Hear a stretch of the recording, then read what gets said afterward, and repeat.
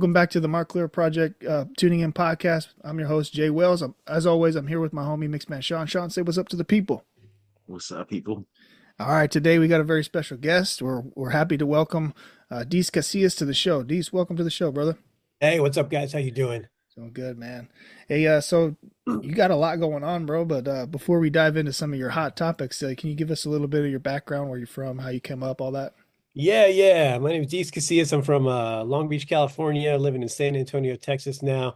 Enjoying my freedom out here in the beautiful Union of Texas. Love it, baby. Yeah. I am a stand-up, professional stand-up comedian, internationally touring comedian, been all over the world doing comedy. Been doing it since about 2007, probably something like that, about Yeah. that. And Published author, writer, and just released my debut comic book series, Kill Stan, recently too, which is catching some fire out there. So Oh yeah, man. That's It's awesome. I was caught up in the like the cover, the graphics, and the main, like the first episode that you or the first edition that you released.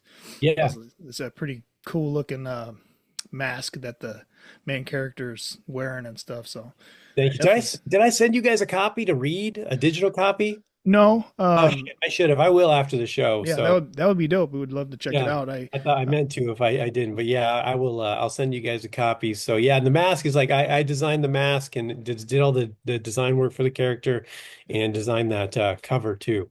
yeah, that was pretty It's cool. It's awesome. like as soon as we kind of linked up about coming on the show, I started, checking out your web pages and everything.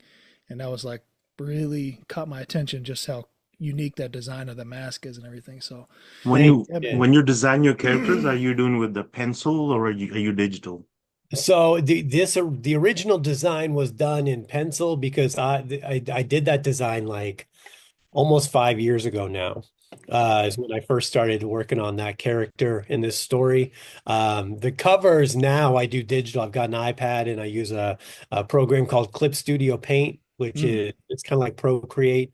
yeah, Procreate, yeah. And it's so that's where that's pretty much how I do all my art now that's is cool. digitally like that. And I just started doing that in the last probably 6 months. So it's really, I mean, not even that, probably like I guess October is when I started doing that, trying to figure out how to do that program. And it's I didn't do a lot of art for years. I used to draw a ton, and then finally, when I got that program, I started doing it again, and it's like getting back in the hang of it and getting that feel Yeah, again.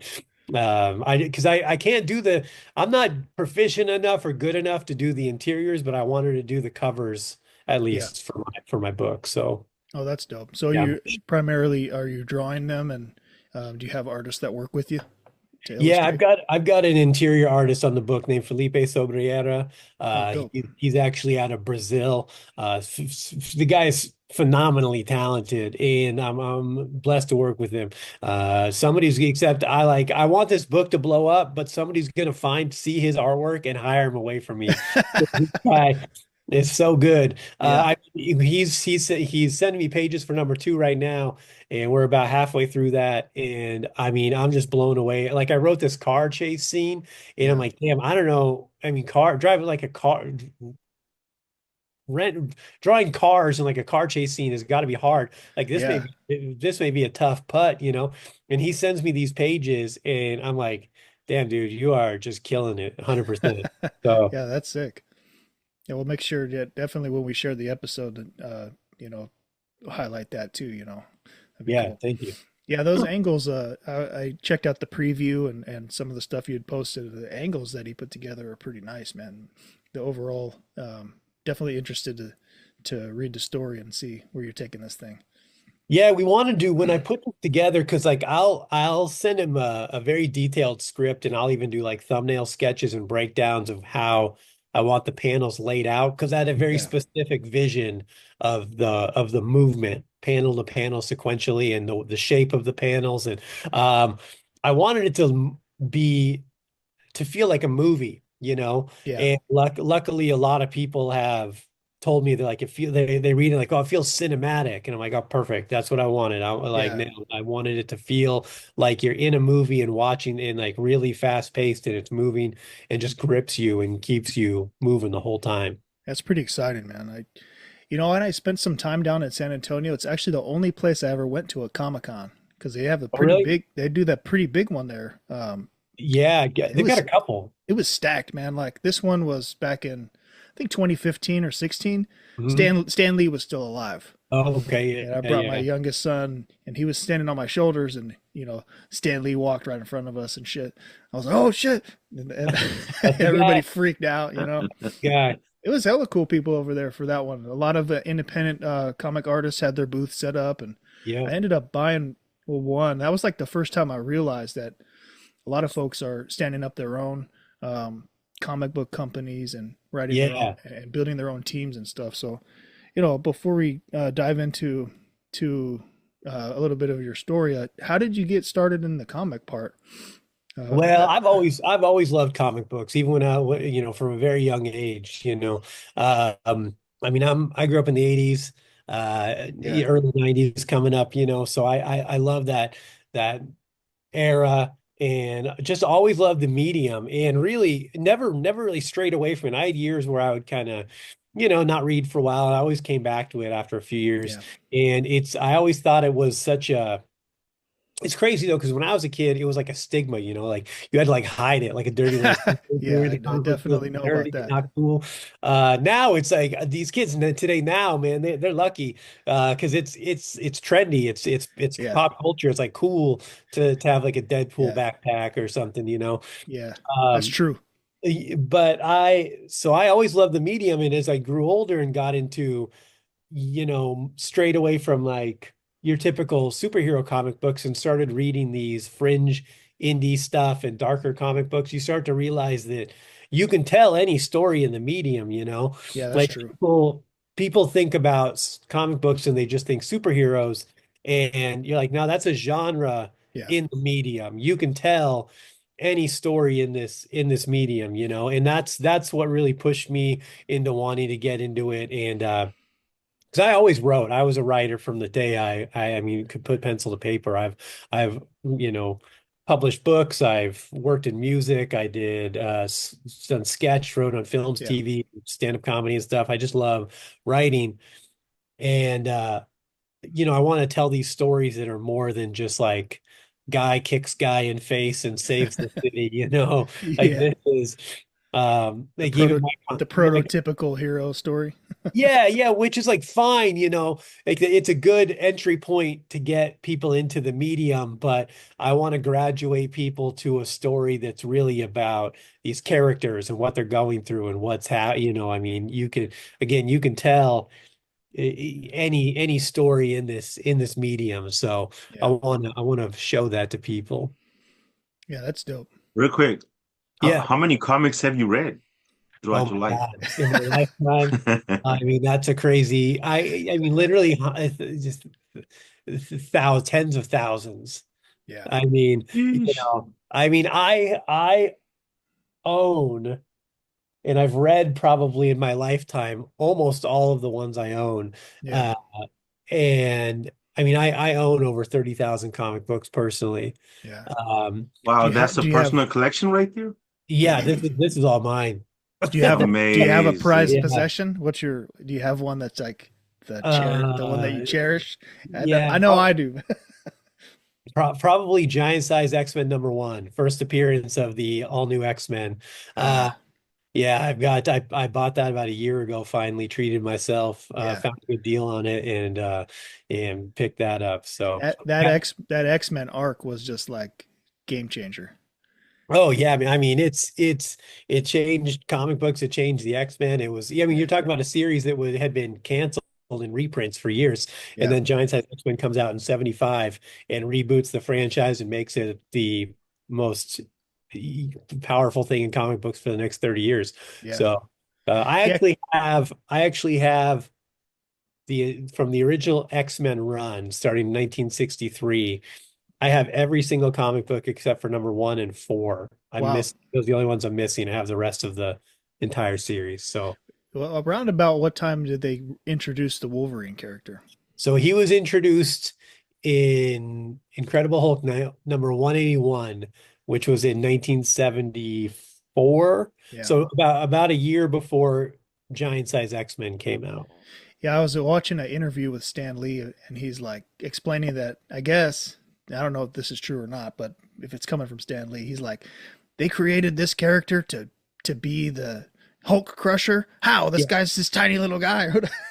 And he was talking smack, and then at first he didn't get it, I guess, and then Yeah. as it started to roll out and everything, I thought that was pretty neat. His reaction, you know. Yeah, it was really, it was just one of these characters they threw out as like a random Hulk, just kind of adversary of the month. And then Yeah, Chris Claremont picked him up to use him in X-Men and kind of expanded that. And then now, yeah, yep, he's like and everybody's now, favorite X-Man, yeah. So, killing it on the Deadpool collabs and stuff. yeah, yeah. Yeah, that's funny. Oh man, comics is a big wide world, but like, is there any particular favorite artist that you have or writer that you have?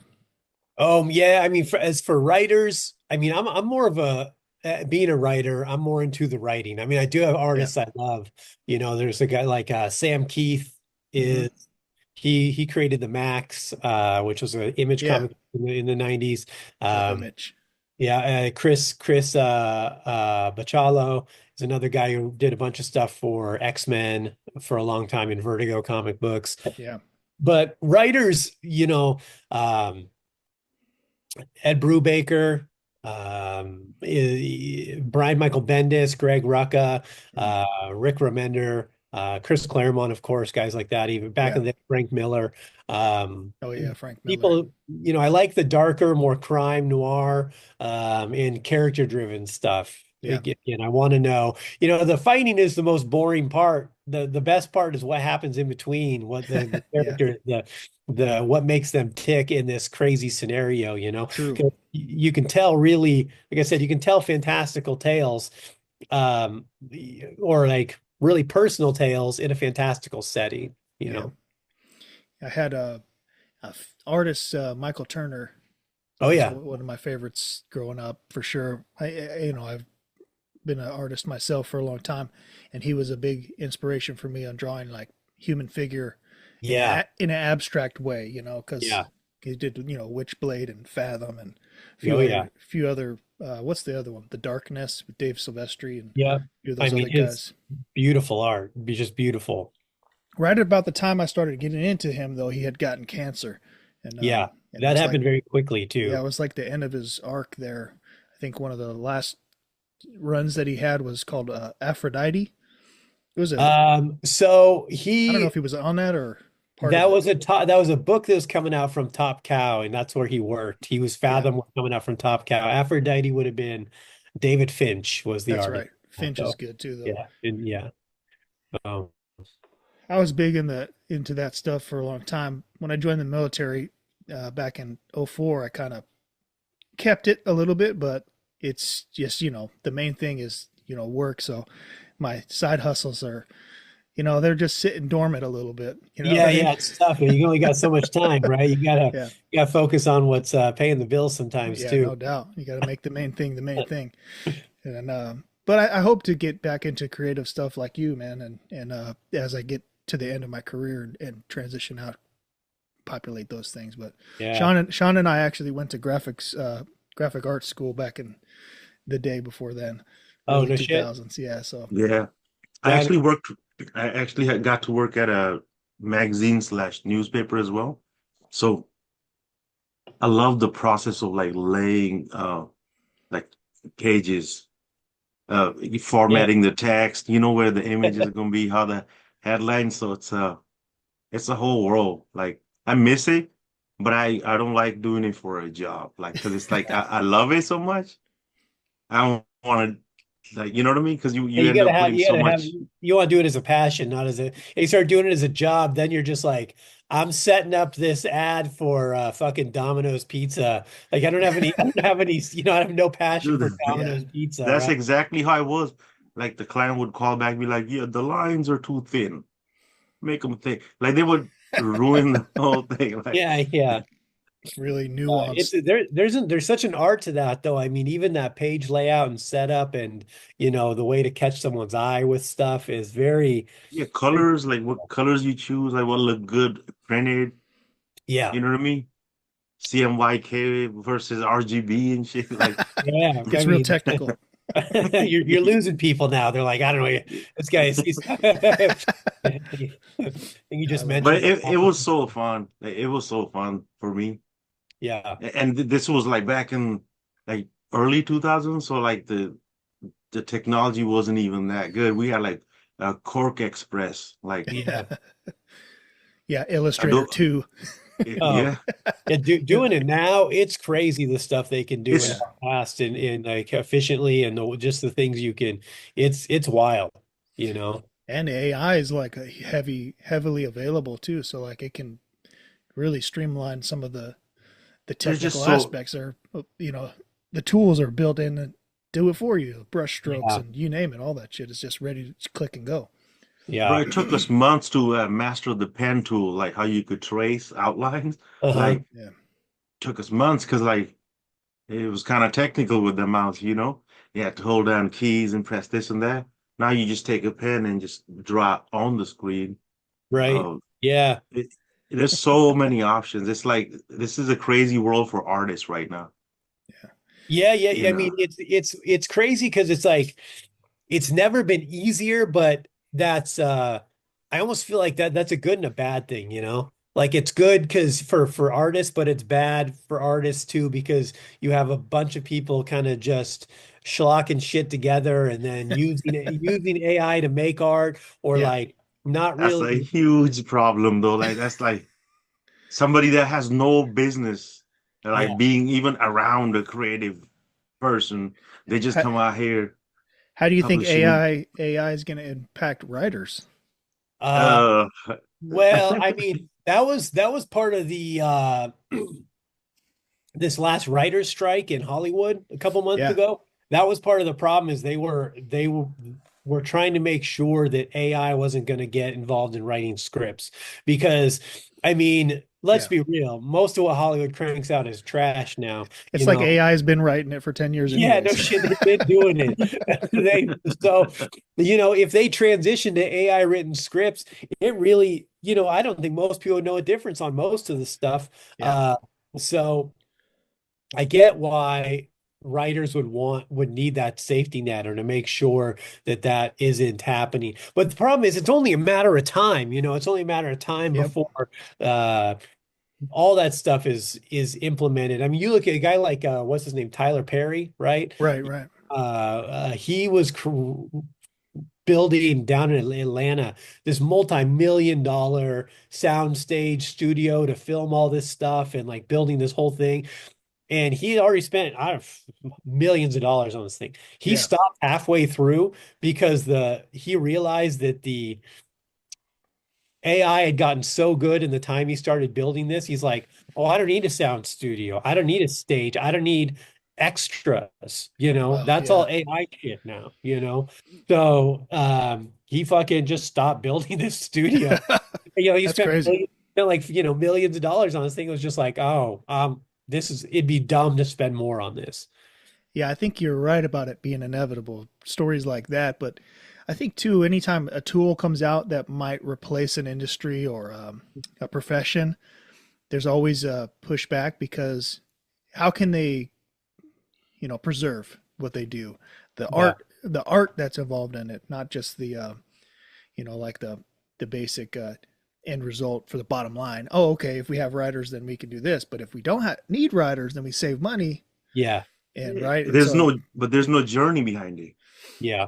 well, I think they'll So get to a point, I believe, that the writers in the next generation will probably be like, no, man, we can use this and still be writers involved and use this tool to help us expedite or refine our research aspects or, Yeah. like spell check in a sense is an AI, right? Sure. You know what I Yeah. mean? So it's just like a version of it. Back when they replaced the typewriter and shit, people were like, no, I don't know how to use a computer. Like, Right. Yeah. figure it out, motherfucker. Yeah. Some guy out there still with a pen and quill. Like, can be like, fuck those Thou typewriters. shalt not Yeah. replaceth Yeah. me. His little ink well. I think part of the problem with stuff like this, it depends on what you're looking at, as far as the way AI is used. AI in writing, I think it it's a little hollow, Yeah. uh, because you know, like I don't know, this may sound a little woo-woo, but like there's a vibration and a connection that people have with real things. You know, it's like when you ever see something, it's like when you see an AI video now, you know, that you don't at first know is AI. You're like, your mind instantly is like, what's wrong with this video? Like Yeah, this is, yeah, you know, something's wrong with this, right? It's because it's so close to human, but not. It's like that uncanny valley where you're on that cusp, yeah, you know what I'm saying? And your mind can still is somewhere in that fucking lizard brain is like, this isn't right. Something about this is wrong, you know? And I think there's going to be that disconnect with AI written product is where, you know, you can watch it, but it's going to be missing a soul in a yeah, sense, the essence of really that creative soul. Um, and then the other problem you run into when you use it for research papers and things of that in scientific is like these things have to be programmed, and they're programmed with a certain I guess ideology in a yeah. sense. A bias by the Yeah, designer. right. You know, like Google Gemini when that first rolled out, they were telling them to make a scene of like World War II Yeah, Nazis, and that they're they were all the Nazis were like Native American and black and women black because lesbian yeah, females. 'cause everything was DEI, you know. Yeah, It's yeah, like yeah, yeah, but that's not yeah, you Hey, just yeah, that's AI comedy. yeah, dude. I'm like that's fucking that's not real life, you know. And it's like when it Hey, wait till they come up with the AI comedians, oh oh and well yeah God. it's just robots and shit. yeah Like yeah coming in next on stage, so and so, and Here they're come, just yeah, like, ah, Roomba 25. yeah. I got a yeah, hot. Hey man, if they got a hot Fuck. 20, I'll book them.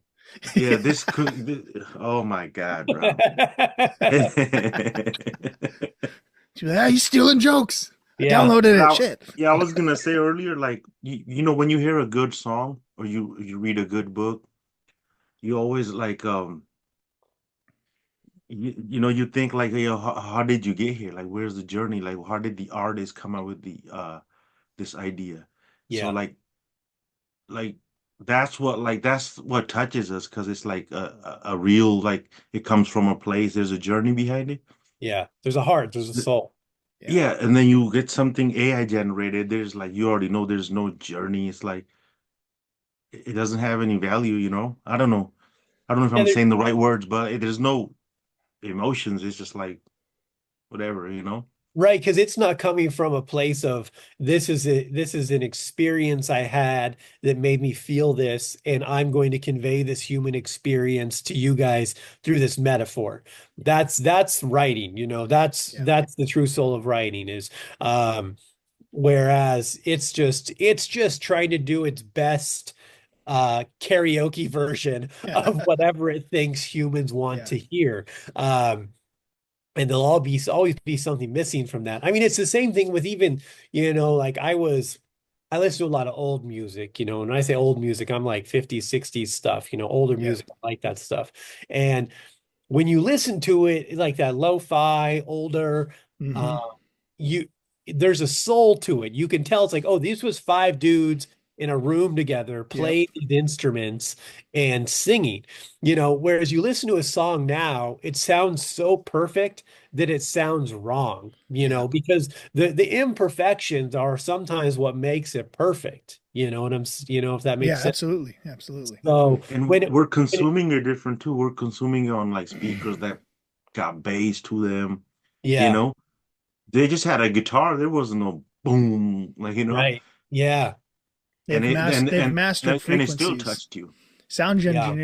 Sound engineers and scientists have mastered frequencies to the point to where they know exactly how this sound and this tone and this combination will impact people. So like, for example, you can even hear, I think many artists have talked about this, but like the 808, Yeah. Hmm. the 808, if you're listening to any music that has that as a feature in its thing, it's a bass level sound frequency. So it hits Yeah. the low vibrations, which drives humans to do morally based stuff.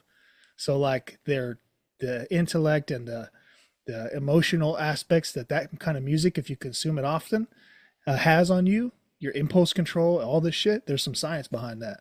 Like Yeah, it's not healthy for you. yeah, I believe it, man. Vibrations are a real thing, and frequencies, and the way how songs used to uh be at a rate that matched like your heart rate, and Mm-hmm. now they actually go against the heart rate and in a faster pace is the way the songs are mostly produced now. So it fucks with, I think, fucks your biorhythms, you know? Yeah, Bro, absolutely. bro, so I'll be driving sometimes and I'll be speeding. I'm like, damn, why am I speeding? And then it's just a fucking song. Yeah, It's okay, just, yeah, it's just 100%. got Yeah, me going. And I'm yeah. like, bro, I gotta turn this shit down. Like, why am I speeding? Like, I'm doing 96 and bro, turn this Yeah, shit down. like, All damn, right, this I'm a is regular now. so, Like, it really does sound like without Yeah. even like you won't even notice. Like, music does change like how you behave. yeah. It's a super powerful tool, especially in like creative medium. Could you imagine all of our movies nowadays if you just took music out of it, Right. Yeah. or even sound effects? Yeah. Oh yeah. Just people talking and just natural sound would not Well, be. I had a film friend of mine, director guy in LA years ago. He told me, he goes, um, if your movie isn't conveying the same emotion without the music you're putting behind it, your movie's bullshit. Yeah, And it really stuck with me because I'm like, yeah, because there's some movies where without the music, it's just like dead, it's flat, you know, yep, like a lot of these superhero movies now and stuff like that, or not even just those. A lot of movies just rely on, hey, this song happens, which yep, makes you feel a certain way, which makes you feel that way towards what's happening on the yeah, screen. But without that song, you're like, you wouldn't be that invested in whatever's absolutely. happening on screen. Bro, you just reminded me of this thing. I went through this phase where I watched silent movies Okay. for like a month. Cause I'm like, I'd be like working on something, but I just want something on the screen Sure. without the dialogues, without the music. Cause I'm trying to focus on, cause I'm making like a beat or something. And I use like old movies, like black and white, without like the silent movie. Like Just Charlie run them on the Chaplin. screen. Exactly. Yeah. And bro, you would get what they're doing. Mm-hmm. Oh yeah. Without the dialogue, like the acting would be so good. You know exactly what's going on. Because like they were using like facial expressions, like you'll know Right. exactly how they're feeling, Yeah. what just happened, just through the acting. But Yeah. yeah, I did that for about a month. I was like, whatever, put some. I don't need no volume. I just need something on the screen while I'm working, and it was cool. I Yeah. think I gotta do that again. I'll probably come up with something That's cool. an interesting experiment. Yeah, because you will get it. And that's, you know, people are more connected with themselves, people are more connected with each other. Um, you know, I feel like such an old man when I say this, but it's part of the what technology and social media and stuff like that has done to us. It's made us disconnected from, you know, sitting down across from someone and having a conversation with them, looking Yeah. them in the eyes. Their body language conveys stuff, the way they're moving, everything, you know. It's Yeah. not just like I text you this instant messenger and you send it Yeah. back. Like so much is lost with that, but that's how people communicate that we've forgotten Yeah. how to. Hey, we don't even smile anymore while sending the fucking smiley emoji. You're like, Yeah. You're How like, many times do you you're like, actually laugh out loud when you say right. LOL? yeah, with Yeah. tears coming out your eyes, like that ain't happening. That's too much energy. Yeah. Not once. Yeah. It's just Like, yeah, this is how I feel, believe it or not. Emojis are Right. pretty hilarious, though. I'm not gonna lie. Like, Yeah, whoever designed the shit emoji, probably one of the greatest pieces of art in this they knew what generation. they were doing. They knew what they were doing. It's got fucking eyeballs on it and shit. Oh my For real. God. They probably like now they're good for life. They're set for life because they made the shit emoji. They don't have to do a damn thing ever they again. got residuals coming. Yeah. It's like anybody wants this, I got claims on that. Yeah, every time someone clicks it, they get a penny. Wait till they have variations of it. Yeah, well, they have them now because now they're all fucking animated and shit. Like you hit it in the message and it like rains shit. It's like Yeah, they gotta have different versions, you know, like the bloody version. Like Yeah.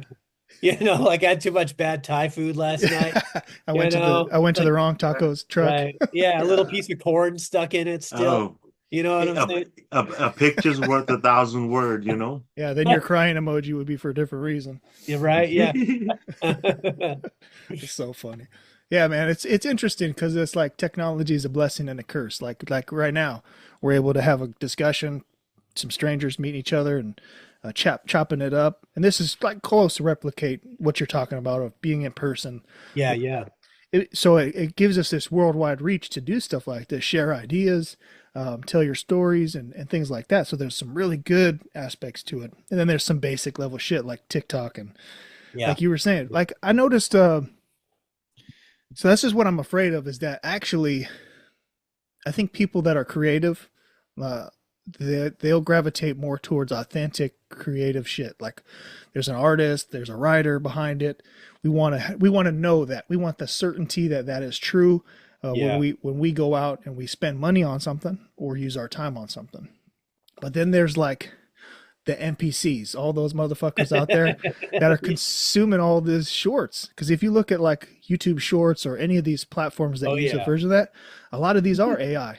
Somebody's just going in and say, "Hey, write me a story about, this topic," and then give me images on it. So it'll do everything, even the voice, And you got fucking Drake's voice on shit and whoever the fuck, you know what I mean? So there's tons of millions of people consuming AI driven 100% AI driven content all day long around the world. And that's the part of it that scares me. Yeah, I mean it's tough as an artist doing anything, or whether it's music or comedy or whatever. Yeah. Like art is dying. Yeah. Because people are dying, people are just so disconnected from everything. Yeah. And I mean I don't have TikTok. I don't have Yeah. any of that shit. Like I got Facebook, I got Instagram, and that's it. Yeah. I mean I got a YouTube page. I really barely use it. But I just, we've conditioned ourselves as a society to like 3 second intervals, Yep. 20-second reels, and that's, just scroll and scroll. And these things are designed to keep you locked in further and, a little quick dopamine reward. And Exactly. it's really, again, I feel like an old man when I start talking, but it's destroyed so much in the fabric of Yeah. society, the way we interact, the way we consume anything. Yeah. Like I used to do a lot of sketch comedy, and I'm talking like write and film, you Yeah. know, 2 to 4 minute sketches, you know what I'm saying? And Hmm. it got to a point where like I was getting no views on anything. And I Yeah. just realized I'm like, oh yeah, because people are watching 20-second reels. Correct. They don't Yeah. like a 2 minute video, that's a big ass. You know what One I'm saying? minute, Like, 1 minute's out of reach now. It's got to yeah, be that 30-second window. But the interesting thing Mhm. though is like this, like long form conversation podcast is like the number one medium in that realm. right. So there is still people consuming long content. It's just different people consuming different things in different ways. But You even know what that is? these podcasts aren't like sketch comedies and things like that though. So maybe there's a way to blend it. I don't know. I think what that is a couple things. On the plus side, I think that people are listening to stuff like that because they can listen to stuff that's laser specific, Yeah, meaning yeah. something very specific to that they love or enjoy, whether it's, a certain personality, whether it's something that's just about fucking underwater basket weaving or whatever the fuck they're Yeah. talking about. But also like it's such a passive um engagement, um just in whatever like thing you're doing. It's that I think a lot of people turn on podcasts and listen to whole things while they're doing other stuff and Yeah. never absorb a fucking word of it. They Yeah. just they're just unable to sit in silence. People, and that's part of the TikTok short attention span is like I can't Hmm. sit with myself. I need something in my ear. Otherwise, it's too scary, like Yeah. to sit and actually have my own thoughts for a Yeah. while. And I Actually, think, I think I can relate to that because I do No, no, intentionally turn. that's real. What you said is real. I definitely turn shit off on purpose. Then I'm like, I just sit Good. I mean, I'm guilty. I there. listen to a Yeah, lot of podcasts and a lot of yeah, stuff when I'm at home doing things. But like my favorite thing, I never am more creative, and it's never better when I will like I'll go for a walk during the day. I'll try to do like an hour walk, yeah, and I don't bring earbuds, yep, nothing. I usually leave my phone in my car or something, and I'll just go for a walk for like an hour and just sit in my thoughts. And the things yeah, I think about and the things I come up with, it's the best time I can ever have. yeah, Because I'm allowing myself to process my ideas. I'm not feeding off of, I'm not intaking anything. I'm right. internal everything, you know? No, that makes sense. I That's actually, what it takes. That's yeah, Yeah. what it takes to I create something intentionally real. have to do that too. Whenever I have something I'm working on, it could be even for work, you know, Yeah. where I have to think through a problem or something like that. I need to, hey, I'm going to go for a walk. I take a break from my computer at work. All the people come to my door, whatever it is, say, hey, just give me, 15 minutes. I'll be back. And I'll take a lap around, Yeah. wherever. Come back and it re-sparks your mind's capability to tap in.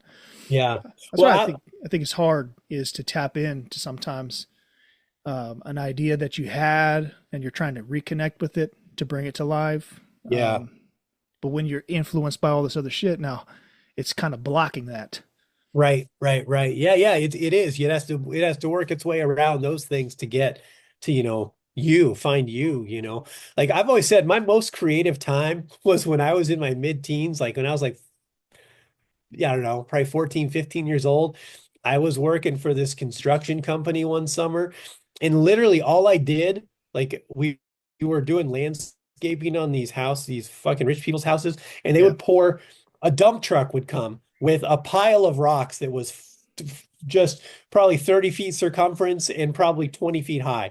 And Mm. I all day for 8 to 10 hours a day, I shoveled rocks into a wheelbarrow, rolled them across fucking a giant piece of property and dumped them in this ditch. And that's Yeah. what I did for 8, 10 hours a day.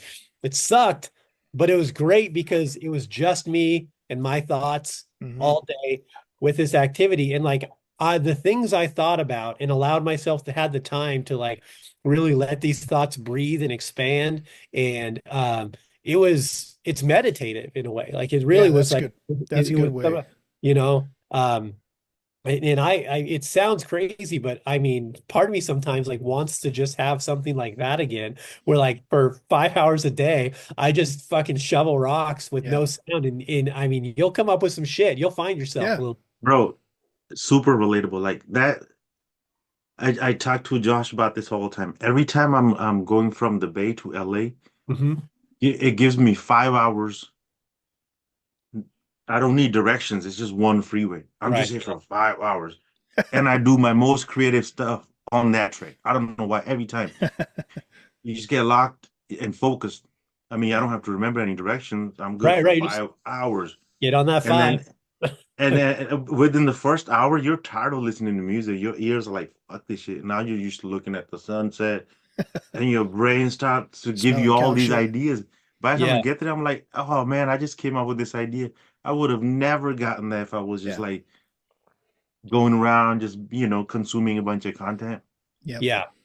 I Oh think So yeah. that's you guys like artist retreats or business retreats or how like athletes like fighters for example they do this a lot or even sports teams they'll do a training camp. They separate themselves from their regular spot. They get into this zone where they just focus in on whatever because that's important for preparation. Fighters have to do it heavily because Yeah. that it's just as a level of competition that it's important to do. And you see when people don't do it, oh, they were distracted and all Oh this other yeah. stuff, right? So I think even in our daily practices, whatever our thing is, in order to achieve that, you got to do like you said, get to some kind of meditative state, whatever that looks like. If it's a long hike, a long Yeah. drive, or whatever your methods are, I think there's some benefits to that for sure. Yeah. I mean, just being alone with yourself and your thoughts. People are so scared to just sit with themselves now, which is Yeah, it is, we've got these fucking pacifiers, right? They're like any moment, anytime you want. I mean, it's like you have to stand at the line at the post office for 72 seconds and you find yourself pulling out your phone and scrolling. I'm Oh, like, bro, why? And I'm not even looking, I'm not even consuming it. I'm just looking. we're addicted. Yeah, so like I've really tried to be like, if I'm in line or like the grocery store, I'm like, don't pull out your phone. Just stand here. Just Yep. stand here and live. Just sit in it. Live with it. It's okay. Yep. You know? What about the people that are actually on the phone while they're like, Oh yeah, my what'd you God. say? Yeah. Oh, of course, yeah, I got you. Like, They're the and the whole best. time the cashier's like, that'd be $5 or whatever. That's what I do. I put my phone away and I just eavesdrop. Yeah. Yeah, Yeah. nosy motherfucker. The But worst is when they're on speakerphone oh, and that's I the Oh that's the yeah. and I'm best. like, what the fuck you doing? I God chime damn. in. I chime in. Like, no, don't do it. It's a bad idea. Yeah. Yeah, it's funny. Characters. I remember when Bluetooth first came out and people thought they were just like people that were crazy talking to God and shit. Oh yeah, Yeah, they're yeah. just walking around. You're like, what the fuck is this person talking to? And then you see the earpiece. That was Like, funny. oh, God So, has a Chinese secretary. She's like, the Bluetooth is connected. yeah, bro. When that first came out, I was tripping all the time because, Shawn and I both worked at a grocery store.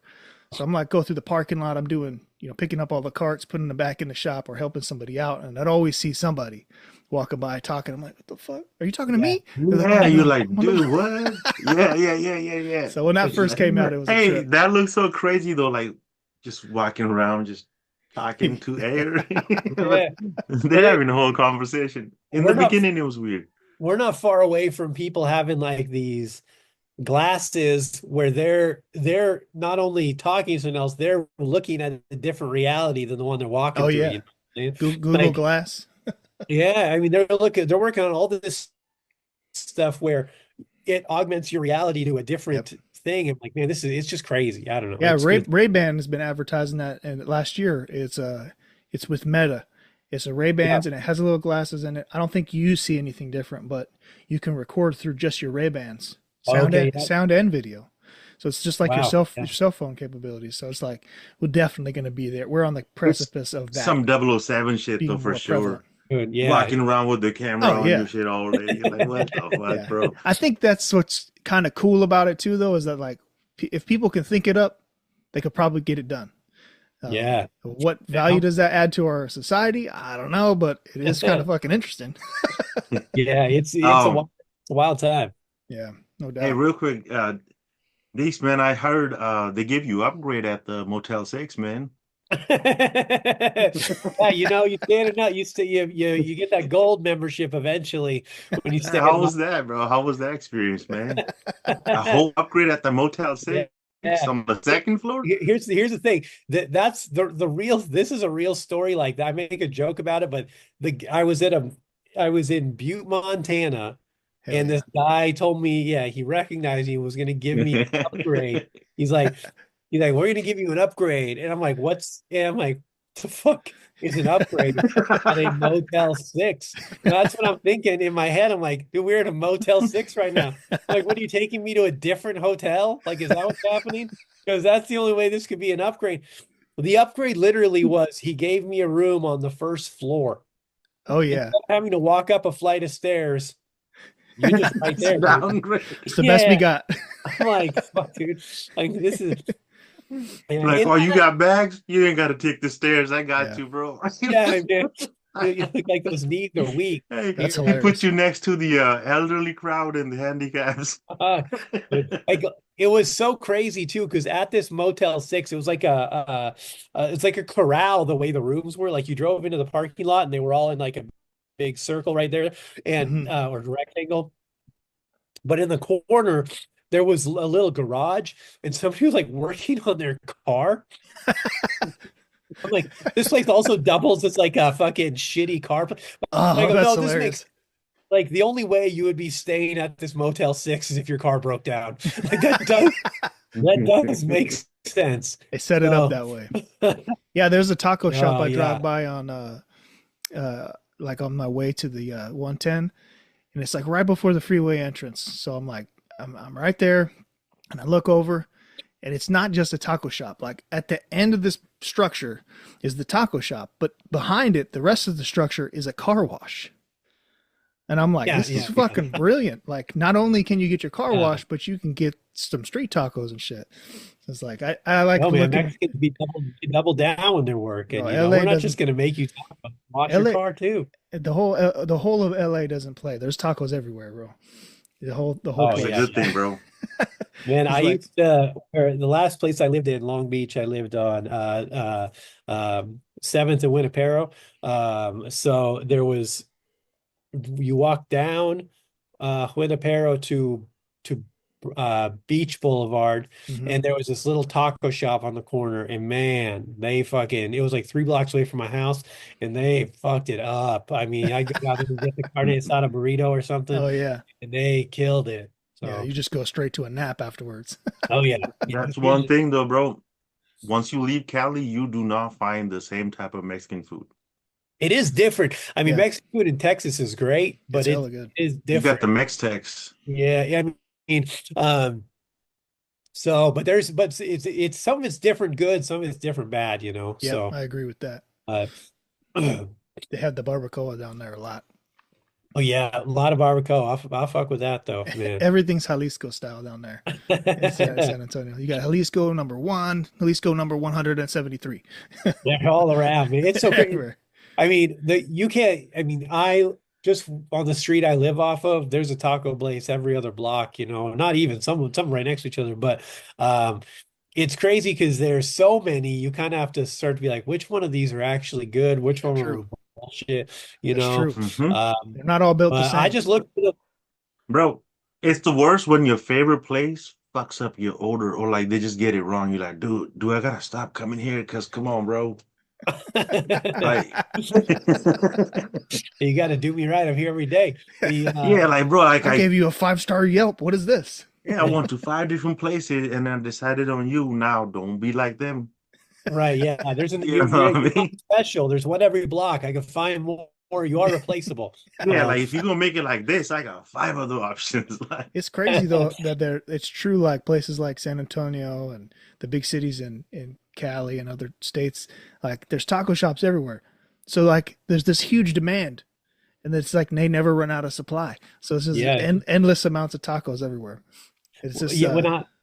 When I moved here to try to find the one like the best one around me, I drove by one morning, this one, and it had a line around the block of like fucking shitty like it was all like the day laborers, right? oh yeah, yeah, And I go, that's the good one. yeah, no doubt. That's the one all the fucking day laborers are going to in the morning to get their burritos before they go to head out for the day. I go, that's the fucking legit one right Yeah, there. hell yeah, that's the street test right there. There was Mhm. a place I really loved in the North San Antonio. I think it was called Betos. Of course, there's probably 75 Betos down there too, Yeah, but yeah. this place specialized in empanadas. So they had like mm. varieties of empanadas, and Oh, actually, it's so fucking good. If I could find it, I'll pin it to you. oh, You gotta fuck. I check it out love sometime, empanadas too. dude. It was the best I've ever had. I'm not that I've that well traveled, but in my life, that was like my favorite. Out the Yeah. way kind of place. I would take time to say, hey, you know what? I want some empanadas, and I'd go up there and find it. That place was, It's yeah. worth San the juice is Antonio, worth it'd make you fat, man. That place, they got some good ass food, definitely. they do it right down here. I'll tell you what, Texas got some good food. Yeah, I So like it. I Oh, well, like it, man. speaking of Texas, bro, you been to that place over there by Amarillo, where you what if you eat a 72-ounce steak, it's free. If you don't, it's like $300 or something like that. right. There's Is no that way one I of? could, in my prime, I bet I Yeah, could. Now I'd be like, dude, I'm gonna feel like shit for three yeah, days. That's Bro, hey, 3 days is a good portion of my life at my age. yeah. I can't True. I can't risk 3 days off, you know? Being a coma, Yeah. bro, they got a picture of some grandma on the wall because she apparently did she it. killed it. Oh shit, Yeah, she was hungry She that day. killed it. I would have thought it would have yeah, killed her. Yeah, probably. Um, yeah. Probably That was her last later. photo. That's the last photo she ever took. I would back in the day I would have tried it, but man, the last food challenge I tried, it was me and this dude I used to travel with doing comedy, and we were in around north of Seattle. We had a show and we got into town early and we were looking for something to do. And he goes, and I love hot wings, right? Like I Mm, fuck some good hot wings. And hell yeah. he goes, there's this place called Wing Dome that has like a wing challenge, like hot wing challenge. You want to go do it? And I said, yeah, let's go. So the deal was he had these 7 wings in 7 minutes, but these things were like they use like ghost pepper, habanero extract, fucking Carolina Reaper, like Oh Serrano. shit. these things were fucking rough. So we get there, and I asked the waitress comes up, she's like, "Yeah, what do you guys want to order?" And I go, "Actually, we were thinking about doing your wing challenge." She's like, "Okay." I go, I go, have you ever done it? She goes, fuck no.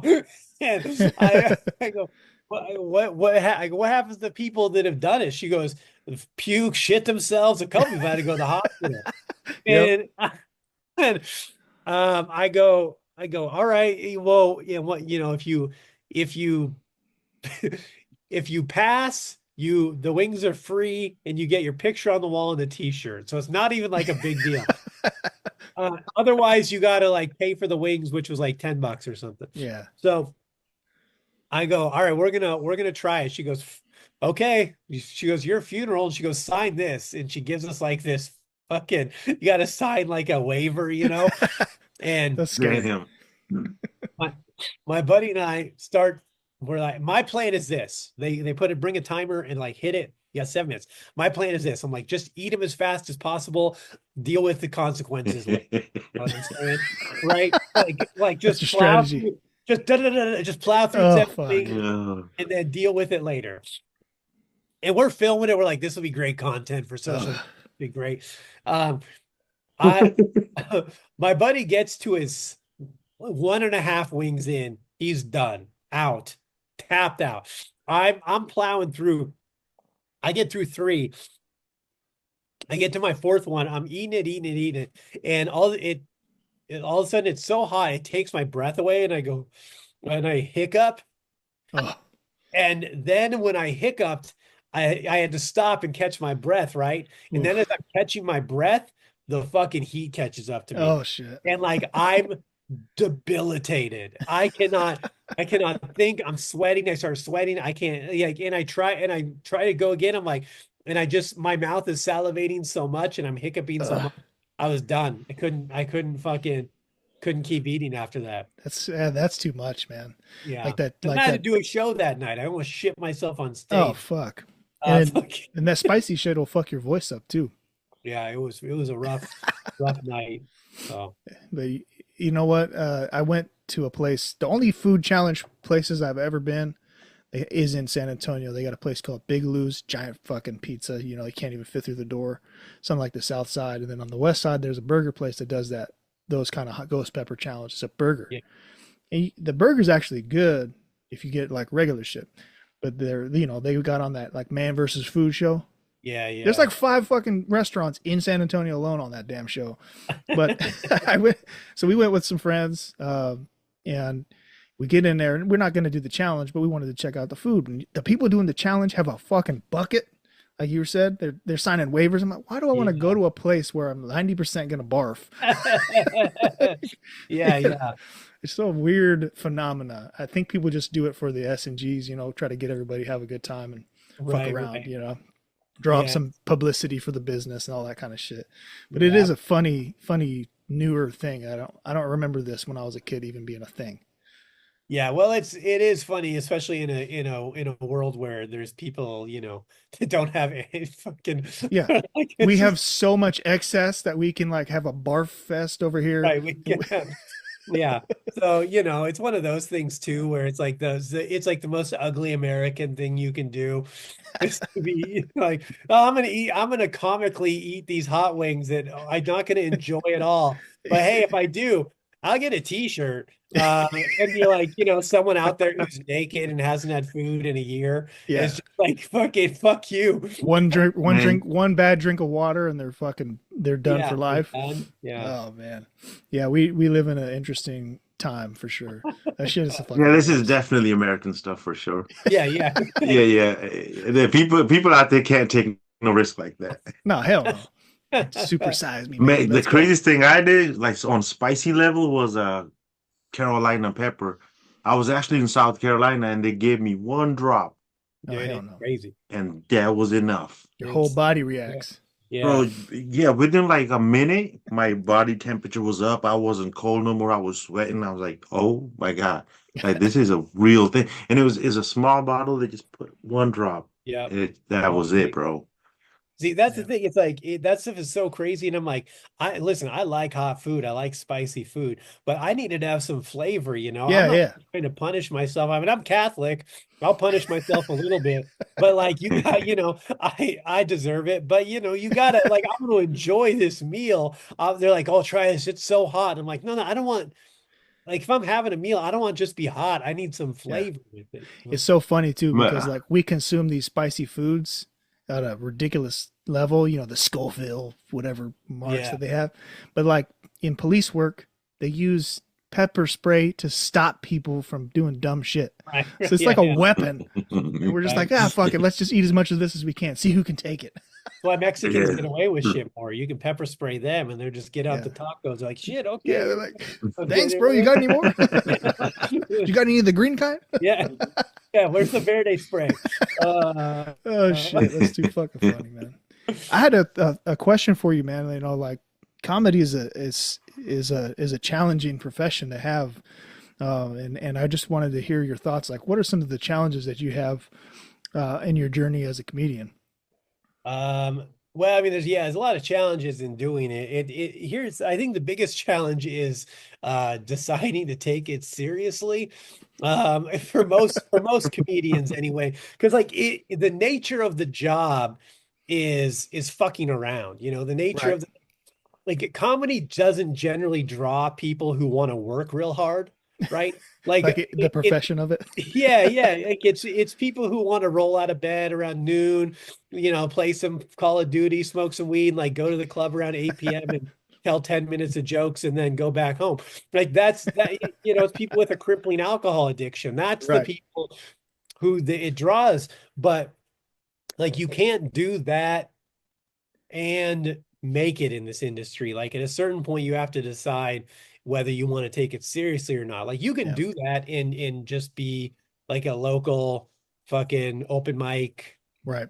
comedian, and that's fine if that's what you want to do. But if you want to do comedy, like you're gonna have to buckle down, Yeah. you have to sacrifice a lot. I mean, it's um the biggest thing is like there's no shortcuts really for Hmm. true stand-up comedy. Like you got to do the time, you got to go on the road. You're going to lose a bunch of money. You're not going to make money for a long time doing it. I mean, I would go on the road.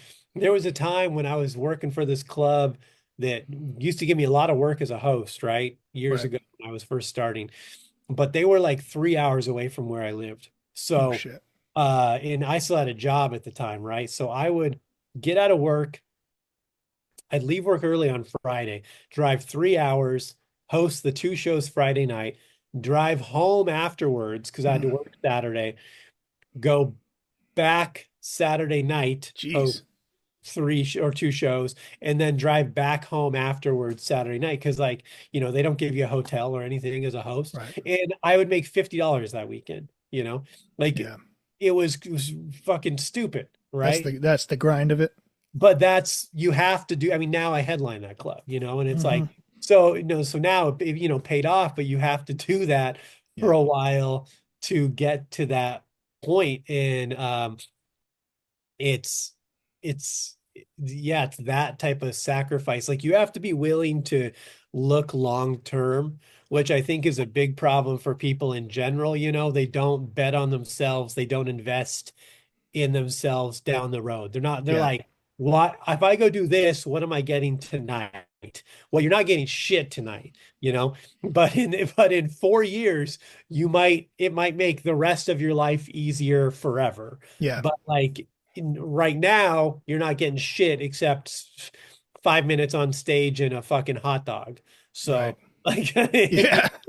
like literally that's kind of that's it sometimes. You might get a free beer too or something. Yeah. So it's that you got to have that foresight and just decide like this is what I want to do and I'm going to put my time and invest into it. So yeah, I mean there's a lot of it's a hard road to do it, to really do it. And You just got to be willing to put in the time, effort. But it's like, Yeah. I think it's like anything. I mean, really, it's like anything, whether any type of art, you have to be willing to sacrifice the time, effort, and money to invest in yourself, make yourself a product. Yeah. And then, you can take that product and, eventually start making more money off it. Hmm. Were you always gonna be a comedian? Like, was there uh, like you started off hosting? Like, how was that transition, or like did the comics come first? Like when did you like decide that like, yo, I'm funny and people are like, responding to my material and I'm gonna take it on stage. Like, how was that? Yeah, I always loved comedy. Like, here's the thing, I always wanted to be a writer. That's what I always wanted to do. I love writing, and I wrote, but I always wrote all sorts of different things. I wrote in different formats growing up, and I always did, and I wrote funny stuff. Like, I'd write down funny lines and funny situations. And in in my head, I'm like, I'm gonna use this for in a story somewhere, Yeah. or like this will be a funny conversation, or this is a funny line of dialogue, or this is like a pun. And I would write this stuff down, and then I was how I got into comedy is I loved comedy, and I used to go to this open mic at a bar in Long Beach, right off PCH and 7th Street. Uh, it was called Pete's at the Beach. It's not there anymore, but Hmm. they used to run an open mic on Tuesday nights, and it was my bar I'd hang out at, and I liked comedy, so I'd watch this open mic, and I hang out with the guy who ran it afterwards, Steve. And he's like, hey man, he goes, you're funny. He goes, you need to do this. You should try this next week. So I did, and I kind of got bit by the bug. But part of it was I went home and I started looking through my notebooks, and like I realized it's like I'd been writing jokes. I just didn't know it was necessarily going to end up on stage and stand up. I was Mm. writing it for like stories or books or sketch comedy. And a lot of that I kind of massaged and took and used for stage jokes. Yeah. And that was kind of my base. So, I mean, I was really fortunate that when I started stand-up comedy, I'd already been writing my entire life, Yeah. It wasn't like, oh, this is my first, I just started writing jokes last week, and this is I kind of was a little more seasoned already. Yeah. Um, Found some type of foundation that applied to the craft. yeah, yeah. So I just kept doing open mics, and then the process is generally the same for everyone. When it comes to comedy, is you start doing open mics, you meet some people in the local scene, you'll probably start doing some local, ideally get booked on to do a local bar show, something like that. Yeah. Um, you start hanging out at comedy clubs, working the door for them, helping seat people on the weekends. You get to Yeah. watch the shows for free. And then eventually you get a spot, that you do the open mics at the clubs. And then, hopefully you get some hosting gigs, and then it just kind of grows from there. So, I mean, I got my first hosting gig at a club by accident. I was there watching the show because I used to go every weekend just to watch at this club. And it was Carlos Mencia was headlining, and Mm. he didn't have an opener. Oh He wow. was supposed to bring one. He didn't. The club thought he'd have one, so they didn't book anyone. And I was the only person who'd ever done comedy in the room Oh besides him. shit. So they're like, "You're going on stage and opening this show." And I'm like, "Okay." And Carlos liked me, and they're like, "You're gonna work the rest of the weekend with him." I'm like, Yeah. "Okay." And then after that, they booked me all the time, because they liked what I did. And and then, once you get booked at a club, you can kind of start sending videos to other clubs, and Yeah. it's just kind of expand your resume. Yeah. You figure out how the system works and just kind of. Yeah. How do you come up with the material though for like different types of crowds? Um, well, that's an interesting question, because I don't know if I come up with material for different crowds. I come up Hmm. with material that I like, and then crowds just kind of have to deal with it. That's Um, that's the best. the, That's the best. I mean, you definitely, as you travel, you learn what works in every area. Yeah. You learn what doesn't work in some areas. You massage things a little bit, tone it down, like this area is very older white conservative. I probably won't hammer on religion as much. Right. If you're in Salt Lake City, Salt Lake City, well, first of all, I don't go to Utah, gross. Yeah, you see, what I do, I mean, and this is part of getting experience too, is I do like little test jokes where I start pushing them in a direction and I see how they respond. And if they're Yeah. responding like kind of like, you kind of back off the gas. But if they're on board and you can kind of keep them going with this momentum, I'll keep pushing and keep Yeah. pushing. you Um, ever had like crowd so bad it made you question like, damn, am I not funny? These people suck. no, I mean, I don't get me wrong. I've had bad shows. Yeah. It still happens. Any comedian who says they don't bomb anymore is a fucking liar. So they're either lying or they're not doing enough shows or they're never trying anything new. Yeah. Like I mean even Chris Rock or someone will tell you like they go to the comedy store with new material and they'll do 20 minutes and fucking bomb, you know. And They because got it's to all just to see if it works or doesn't, right? yeah, and you figure out, and sometimes you just got to say it out loud if a time to yourself to figure out where the jokes are. Yeah. Um That's got to be kind of the like it seems like that would be one of the exciting things about it. It's like, oh, I don't know how this is gonna fucking go, but we'll see. I mean, it's a fucking. You're just throwing bombs and seeing if they Yeah. blow up for them or for you. Yeah. Um, so who's it I gonna love kill that. tonight? I love Uh, that. but yeah, I mean, there's definitely been times when I've had bad shows, but I've been doing this so long, and I've been doing this so much that when I have a show that doesn't go well, I mean, there's parts of it I'm like, maybe I wasn't feeling this or I wasn't as attached to it. But at the end of the night, I'm like, it's them, it's not me, you Yeah. know? Do you ever forget like the main punchline? Like you told the whole story and you're like, what the fuck was the point? Like, Not really anymore because so much of it is stuff that like I'm doing and I've worked and like Yeah. there are times I have, you have yeah. notes too? Do you take notes or is it all No, memory? I don't do notes on stage. Yeah. Okay. That's something even for open mics, like I stopped taking notes on stage. Actually, I never really took notes on stage because my point of view was if you take notes on stage, you're going to use them. Mhm. Uh, whereas if you don't take notes on stage, you're forced to remember it faster. And Hmm. I wanted to remember it and I wanted it to feel organic and as much like it's coming from me, not I'm reading something to you. Because there is a disconnect. If someone looks at notes, you're like, it just takes away some of the magic, you It's know? Yeah. like a Like, speech.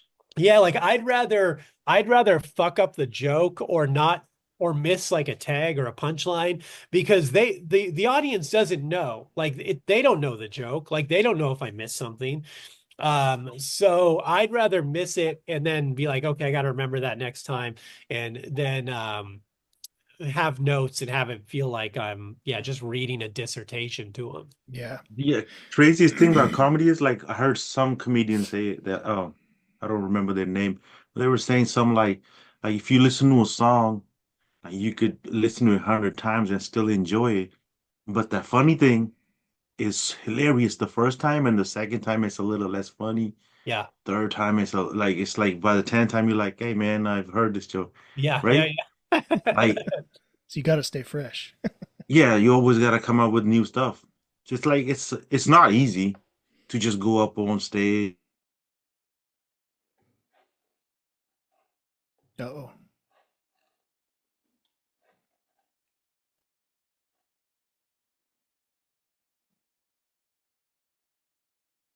Oh, uh, Sorry. Everything froze the up. Uh, the yeah, I mean you do it enough where it's like that's how kind of it's incremental when you're building your set.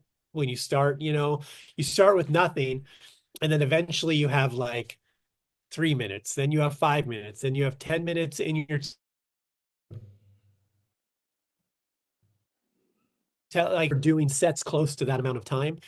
So you can get used to saying it over and over and over and over and kind of like building it and building it. And then eventually you've got an hour. Then eventually you have more than an hour, then and you get so comfortable on stage that you don't need to say it in the order you've said it in a million times. You can jump around because you know it all. You feel comfortable in it. Yeah. You're comfortable on stage. You have a joke that like you started off, it was like it was funny, but like over time, like because you worked on it so much, you added more stuff to it. Like, is there like a bit that like that wasn't that funny, but then you 5 years later, it's like so funny now because you worked on it so much? Oh yeah, yeah. I mean, that's the crazy thing is jokes. Like I tried to write a joke about, so my brother and I are not that close, right? Like my brother is a minister. He's a pastor of a church, and I am not that. So we have very different views on life and stuff, and we're just not very close. And he has a couple kids, and we're just uh um we just don't have a lot of big relationship. And years ago, his wife was doing the nightly prayers with their son, and she's like, okay, pray for grandma, pray for auntie, now pray for your Uncle Deece. And I guess my nephew looked at his mom and was like, nah, nuh-uh, he's not real. Like he didn't believe I was a real person, because he'd never. I mean, I saw him when I was like two, when he was like 2, and I didn't see him again until he was like 16, right? Oh wow. So he'd only heard of me. He had no evidence that I was a real person, right? And my mom told me this story, and I thought it was just fucking hilarious, right? I'm like, that's so funny. This kid doesn't believe I'm a real person. And I tried to write a joke about that for literally 5 years. And I just couldn't get it to work. I couldn't find the punchlines. Like the idea of it was funny, but I'm like, where's the punchlines? And then one day I just told the story of what happened. I was trying to like make a joke, like build this joke out of it. And then one day I just told the story exactly kind of like I told you guys, but a little more flowery. And like it was getting laughs. And I'm like, oh, I'm like, I just had to tell the story, and like that became the joke. Yeah. And I added some punchlines and stuff, but yeah, there's stuff that you'll go back and it becomes funnier. There was a joke I had that I told for years. It was always good. It always did well. But one day on stage, I accidentally flipped 2 words. I said them in the wrong order. But they were really inconsequential words, but it got such a huge laugh. And then I realized, I'm like, oh, I've been saying this joke wrong the entire time. Like changing the order of those 2 words made such a huge difference on the way this joke hit. And it went from like a 5 to an 8, and it was like a happy accident. Yeah, it just weird shit like that where, you never know, what's going to make a difference. And yeah, I mean, you years later, you may think of jokes to tag on to something you used to say, and yeah, makes it better and bigger. So that's Is awesome. your brother funny too, or is he not? Are no, yeah, no, not really. You took all the funny? Yeah, man. I mean, maybe in his circle, I don't know. I think part of it is like he's a little constrained. He has like probably emotional and mental and sociological constraints as to what he can say, where I don't have that problem. So the breadth of things I can jest about is much larger. Yeah, that's true. That makes sense. But I will say this, I got a funny ass family. I mean, I come from a big Mexican family. I mean, I got 14 aunts and uncles just on my dad's side, 11 uncles, and those motherfuckers growing up with them. I mean, you better have some thick skin and be ready to take some shit, you know? It's a lot of shit talking. Yeah. And that teaches you early and often how to deal with that stuff. So develops your wit, whether you got it or not. Yeah, that's true.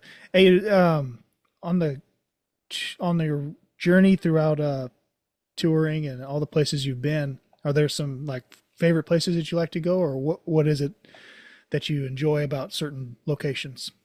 He Yeah, said Utah. He loves Utah. Utah, yeah, yeah. Actually, yeah, all jokes aside, I don't know if I've ever performed in Utah. I don't Oh, think, you gotta go, man. yeah, It's right there. yeah, I would, I would. I don't think I have. It is a hard place to do comedy, just because there's not a lot of comedy clubs there. Yeah, So the but yeah, surprisingly, I have two favorite locations that um I Oklahoma City. yeah, There's a comedy club called Bricktown Comedy Club. nice. That's probably my favorite club in the country. The Oklahoma City is a not, I don't love the city that much, but it's a cool club and the people are great because it's one of the things I love about it is very diverse. Yeah, So there's a lot of white, black, Latino, there's Asian, and like everyone is mixed together. It's not segregated at all. Like they're all very much blue collar. They all live yeah, and work in the same places. They all hang out and they all and because it is blue collar, like they have real problems and real issues. They're like, we just listen, this is our Friday night. yeah, We've $15. We're gonna fucking hammer some Keystone Lights and we're gonna laugh at any shit you want to talk about. yeah, Um, where Hell yeah. you get into some areas like Seattle or something, and it's so gentrified and so yeah, not diverse, and people are very sensitive. It becomes tough to do comedy. yeah. Um, but so Oklahoma City and then actually Bozeman, Montana, which is oddly enough, that's where I filmed my special. It was at a club Oh, in okay. Bozeman, Montana. And because I performed there 2 years in a row and I was selling out shows and I'm like, fuck, these people come out for this show. And I mean, I had some of my best shows and I'm like, and it's a cool little room, that club there. It's small, but just a cool, I mean, low ceilings, so tight. Yeah, The audience is right there at the foot of the stage. I it's got mean, some they're right, intimacy. yeah, and I'm like, this is a dope spot. I could film some here. And I was selling, I mean, I have a following there. People come out, I always sell out. So I'm like, I'm gonna film it here. Yeah, Uh and yeah, so that that's club also cool. is a dope You location. do you drive or you just fly? No, I would fly. So I'll fly in that when I lived in Washington, it was easier to drive. Like I would drive and I would do shows all along the way. Now, I'll fly into the Northwest somewhere and I'll stay up there for like 2 weeks doing shows all across Yeah, Oregon, Washington, Idaho, Montana. That's kind of All the way I in? do it now is I'll fly to a region and I'll stay in that region for like a week to 10 days or so and I'll just do shows every night and yeah, then I'll come home and take some time off, then I'll go back out. So, yeah. nice. You got tour dates for 2025 out there already, right? Yeah, I've got some stuff. I need to update my calendar. My calendar on my website's kind of fucked. But I'll be announcing more stuff soon. Okay. But because what I'm doing is I'm working on booking my comedy tour with the comic book conventions. Oh, nice. So my plan is I'm going to be in areas doing comic book conventions during the day and then doing comedy shows at night. Oh, that's So brilliant, bro. yeah, and so I'm a little slower to get things together because there's trying to coordinate booking on both ends has been Yeah, it's more challenging. challenging. Yeah, Yeah, but it's 'cause you, coming. So that's cool, man. That's a great idea. I like that. And you can kind of plug it on the way, right? yeah, yeah, and double down too. I'll make money Yeah, both ways, and so it double, makes money. makes your trip more um, profitable. Yeah, yeah, just makes more sense. I love that, man. That's a good idea. Love it. Hey, you guys want to take a short break? Yeah, we Yeah, can do that. yeah. Press pause real quick. All right. Back from the break, and you're telling us about your comedy tour coming up and things you're working on this year. And I just so Inferno Comics, that's the name of your comic company, your brand, Yep. under which you're doing the Kill Stand comic. Can you tell us Okay. about the idea of how you got started with the Inferno Comics and what's the premise behind Kill Stand? Where you're trying to take it? Yeah, so Inferno Comics is just my imprint, my publishing label. I'm in do this book through it. I've got another one I'm going to do after. And the plan is to ideally find some other independent creators that are looking to publish works and cultivate kind of a small studio of boutique books that I believe in and enjoy. We're going to be very discerning on anything we pick up and put on the label. Nice. But I would like to create an environment where we can bring in new creators who are doing something that we feel is unique and want to support. Oh, that's cool, man. So yeah, kind of the emphasis is writer-driven stories. The emphasis is Latino creators also is going to be a Hmm. big emphasis for us. So it won't be exclusive, but it is going to be there is an emphasis on that. So if you know, if we can help build up Latino creators in this industry, we're going to do as much as we can. So although be very small at the moment, it is growing. So we hope to be able to, do more. But the book Kill Stan is the first book coming out. It's not the first comic book I ever wrote, but it's the one I decided I wanted to make um, be the first thing out. I actually wrote it, started writing it around the beginning of COVID, Hmm. so around early 2020. So almost 5 years ago now. The basis of the book is suicide by vigilantism. A guy wants to end his own life, so he decides to do it through, vigilantism. Um, really, it's a character piece about loss and trauma and the crazy things we do when we feel like we have nothing left to live for. Hmm. So he, a couple things brought it together, like, sorry, I have a puppy in there. They're like a 6-week-old puppy who's not happy. She's in her kennel right now. No Uh, worries. the Hey, Jesus Christ. Uh, It's barely picking up on here, so yeah, on okay. this side we're good. Um, the why I started writing it was a couple reasons. At the start of COVID, right before COVID, actually, just 2 days ago was the 5-year anniversary. But my best friend, another comedian, actually took his own life, Hmm. and so that was kind of in the ether with what in my mind and what was going on.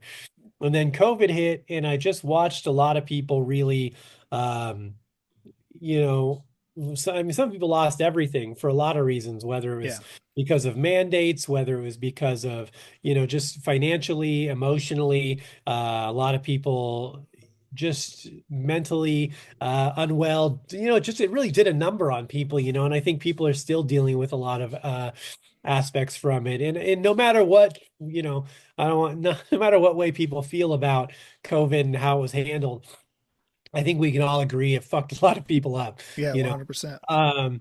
And the big thing was, I think, the mental aspect. People got a lot of trauma that they don't realize they went through. And I just kind of wanted to write this story about um when people are not okay, and what they do, the crazy ways they react, and that sometimes it's not like you're Batman and you were a kid and coming out of Zorro and your parents got shot in front of you in an alley. Hmm. It's not always a big catalyst. Sometimes it's just life, like the general day-to-day grind, low-grade depression of life is enough to make you fucking go crazy. Yeah. Uh, and I think that's never been more relevant than today when people just this low grade depression of, "Well, I gotta get up and go to work and I come home and I don't have time to do anything I like to do and I can barely pay bills." And like people don't realize the way they feel about that sometimes, and because it's just life. But when you sit back and have some time, like during COVID, I think a lot of people had time to reflect on that and realize how much that was really killing them. Yeah. Um, That's true. and so I wanted to kind of show that in a way that in an extreme, scenario, Right. how it affects people. Yeah, it's that's a pretty interesting premise to come from. It's unique. I don't think there's a whole lot of storytellers out there publishing or writing content that comes from that angle. So, looking forward to see. Hopefully, you have great success with the comic run, man. That's a Yes, so far, I mean, we sold out the first print run of Kill Stand sold out in like 6 weeks. So we're on our second print run of the first issue. Number two is about halfway done. Should be nice. out around the end of February. Um, we're in multiple comic book stores. We've got stores selling out. We've got, I just got booked to do a signing during Free Comic Book Day. So Oh, every cool. first Saturday of May every year, they do a free comic book day, and it's the craziest day at comic book stores. I mean, they get hundreds of people coming through. Yeah. Um, so store booked me to do a signing with a lot of, there's going to be like major comic book creators there, and I'll be there with my book, which I think will be huge. It'll give me an That's awesome. opportunity to sit next to, yeah, professionals signing books, but also hundreds of people coming through the store that day that I'll be able to talk to and touch, Yeah, that's awesome. Yeah, you'll be able to make a lot of connections and get a lot of Yeah. eyes on to your platform and to your product. Yeah. That's pretty awesome, man. I like the like I was saying earlier in the beginning of our conversation was like just the look. He's got like a crown on. It's got like a broken mask look to it. What's the concept? Where did that inspiration come from? So the mask is something I designed. I took some inspiration from a couple different things, but I wanted it to be horror-esque. Hmm. Uh, and I wanted it to have, I looked at some like kind of Japanese style horror masks, Yeah. and then I made some of my own designs. I added the crown. I wanted it to be stark and bleak, but also kind of have a unique, iconic look to it. And I think I think we nailed it. It looks, a lot of people have said it, they enjoy the look and say it's really like original and unique and striking. So, I mean, I've absorbed enough comic books in my life that I kind of have like I am the reader, like Yeah.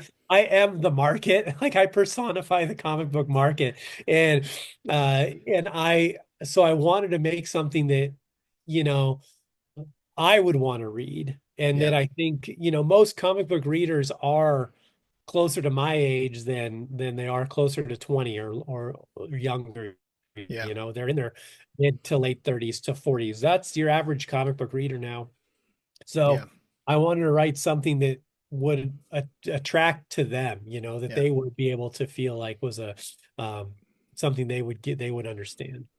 Well, yeah, man, that's a great point too. I think like you'd mentioned earlier, like back in the day when we were kids, it was like nerdy to be into comics, but now like nerdy is cool because it's the pop culture, it's risen to the Yeah. top. So yeah, I think that'd be cool. I definitely, like you said, that sentiment that people are giving you that feedback on the image, the look, especially of cover of issue number 1, it definitely pops up. I was like, oh, this is crazy looking. And I'm Yeah. a comic nerd myself, so like it definitely drew me in right out the gate. So that's Oh, that's that's pretty awesome, man. good. Yeah. I mean, that's what Bunch of that, our friends in high school, um, like Dave, Derek, they're all into this stuff. Yeah, we had a pretty talented, creative group of people that we grew up with and went to school Yeah, and not only even they created, afterwards. but they were just like into it. They would know the history of all these stories.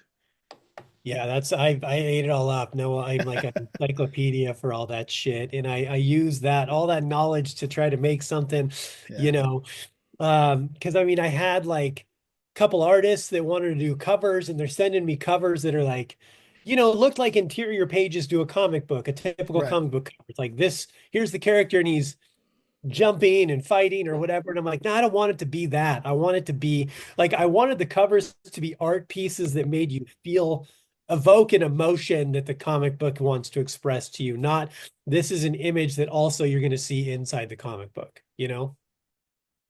Yeah, that's a good point. I mean, you got to What's be the what's able the to history do of that. comics? Like what's the what country started these? Because I know Japanese people are big on it. It's big in America, even in India. Like there's a big comics culture in India. I didn't even know about that. Yeah, I mean, I think Uh, comic books really are like an American industry. It really is. At least comic books as we know them are very much a American art form that's gone, yeah, many, many places. Whether, in India, it's that's big in the interesting. UK. That's Um, Manga is huge in Japan and stuff. Um, but yeah, I mean that type of storytelling, really, that format really has grew and developed in America starting in probably like the late 20s. Um, Yeah. I forget the name of it's like the yellow man, yellow guy, yellow kid, something is the one of the first comic books they credit. It was like a Yeah. comic strip type Yeah. of thing. The papers and the magazines were like Yeah. the ways that they pushed it out. I'll show you, Sean. I got a Prince Valiant collection. It's one of the old school, It's like amazing. quintessential modern storyboard type of artists. I'm gonna grab it real quick. Yeah, I mean that they did yeah, it all kind of stems from those old newspaper magazine like and they still have them, like those newspaper strips, but they started compiling it into bigger magazine form and bigger strips, and then it became like This artist's name is Hal Foster. He actually illustrated like Tarzan. This is like a volumes or whatever, but these are real old school. You see, this is Wow. actually printed in like magazines and newspapers. So Hal Foster was Man. like one of the first guys to put this kind of like level of detail into the action scenes It's and a things of crazy that nature. world. Like it's amazing to me how people are drawn to it. And like the people that create it, they just know. Yeah, Like they'll make something so dope, it's like hard to ignore. You gotta spend a moment on it, just looking at the details. I think too the westerns. Remember back in the day, like western was even in original TV and yeah. movies was like one of the big mediums, but it was also comics too. Like I think Lone Ranger, Zorro, things like that had comic runs as well as Oh Tarzan. yeah. Yeah, there was a So large all those things had large um swaths of time in comic book history where they were really popular. Comic books went through a lot of different genres because I mean, really, superheroes didn't really take hold until I mean, the late like Superman in 1939 when Superman came yeah, out.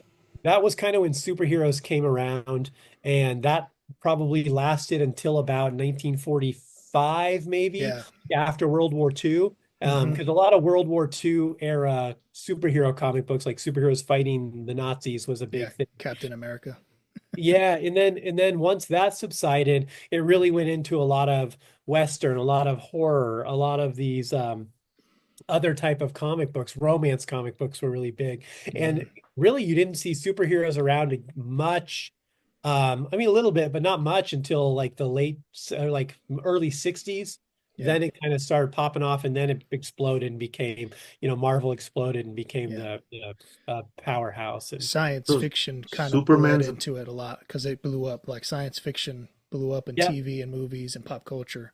yeah, they Uh, had a lot of comic books that were like almost like the Twilight Zone, like these weird yeah, one-off, shrinking man who, just he has to live as in an anthill, and it's like, that would be a comic book for a month and stuff. bro, Superman's gonna be 100 years old pretty soon. Pretty close, yeah. yeah. He's actually the crazy thing is he's Mm. coming up where he'll be in the public domain where people can start making Superman stories, because he'll be and he will be A in the public. historical art, right? A Yeah, historical artifact. yep, That's yeah. weird. And How the does that thing. work?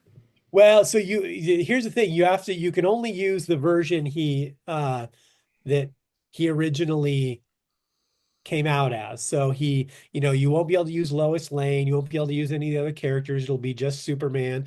He won't be able to fly Just because fighting dinosaurs and shit. yeah, he'll be, he didn't have the flying powers or laser eyes and Yeah. crap like that when he first came Damn, out. so he's gonna have to take Spirit Airline.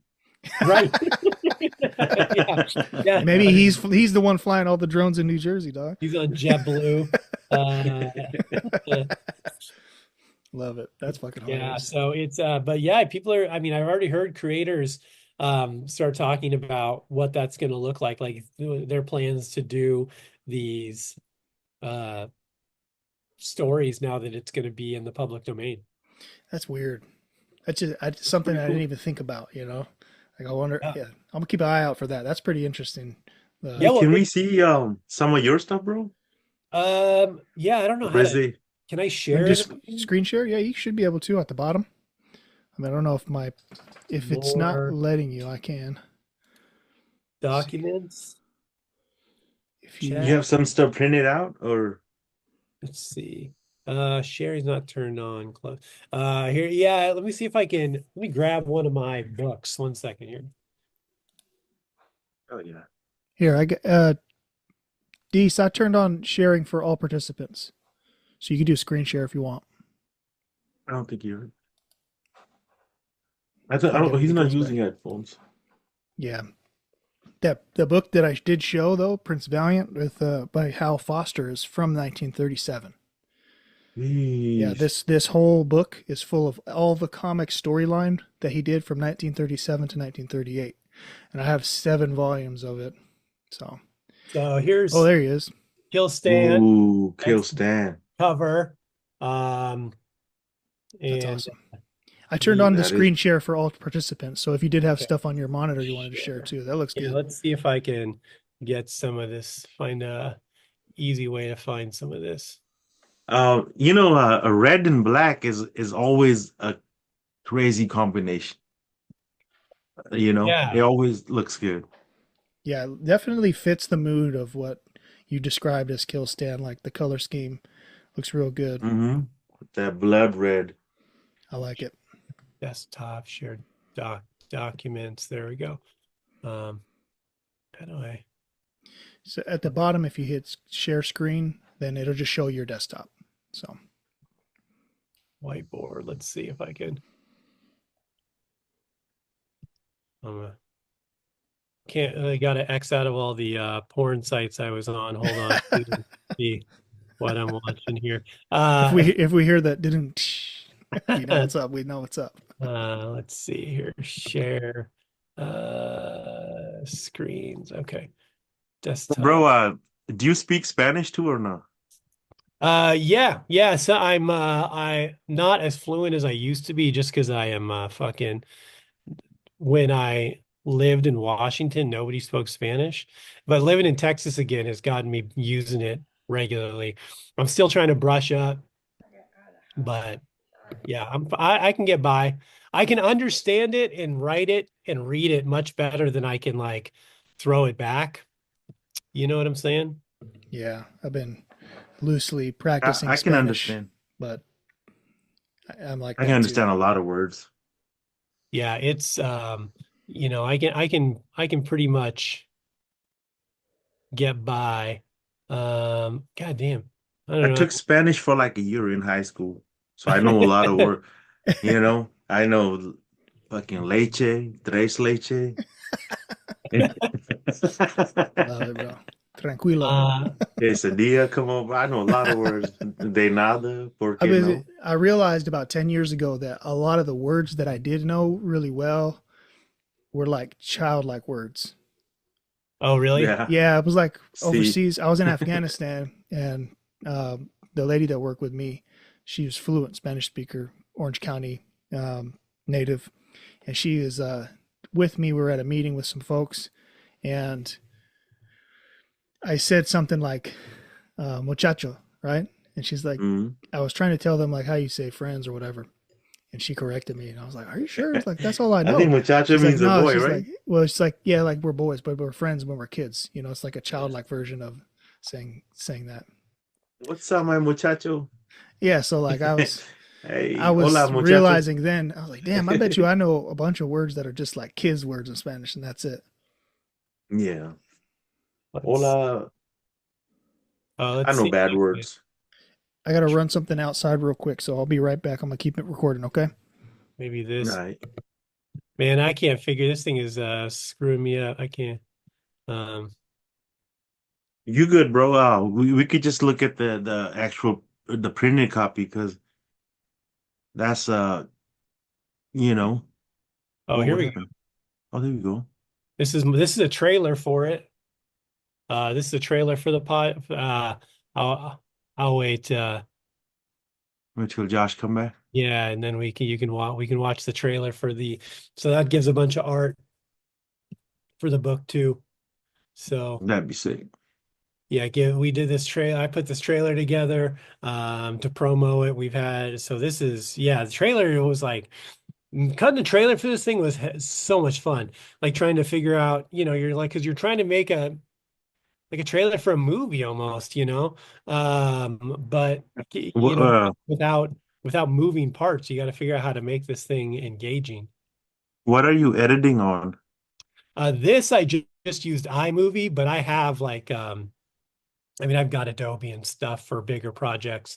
This I just Hmm. used iMovie for because it wasn't anything, you know, I'm like, oh, this will be easy enough to do in a Yeah, small. yeah, yeah. So We got all these tools now. yeah, Oh, I mean, you found it? this is the trailer, so Oh, okay, dope. Yeah, that's you perfect. guys want to Yeah. watch Let's this. go. Ooh.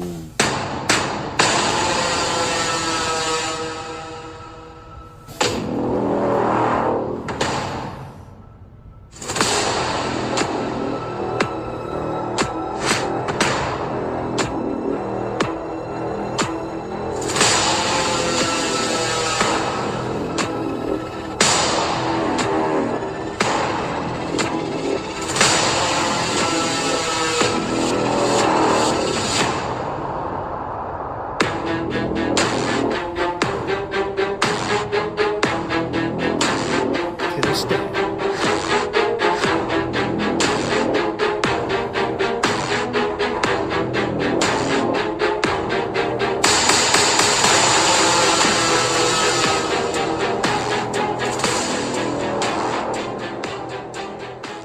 So Yeah, there you that's go. dope.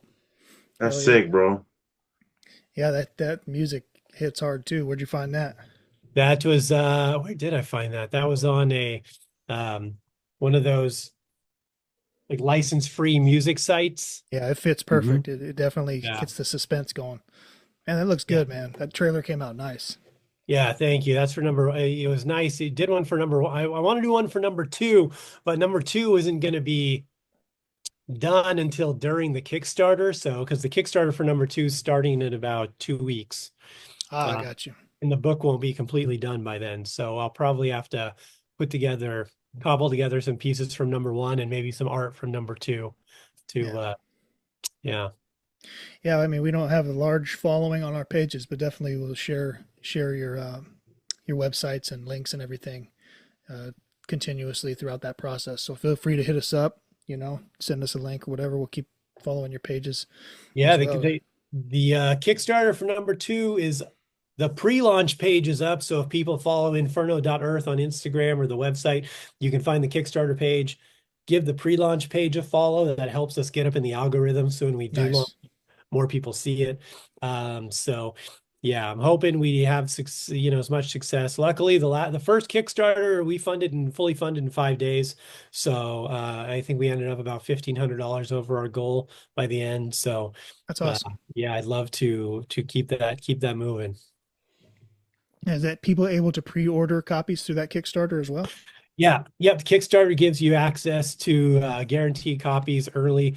There's also some exclusive covers we do just for Kickstarters, backers, and some other goodies. You can get my comedy special on it. There's all kinds of stuff. So, and then also if you didn't get number one, there's some discounts to get number one and number two, so you can catch up on everything also.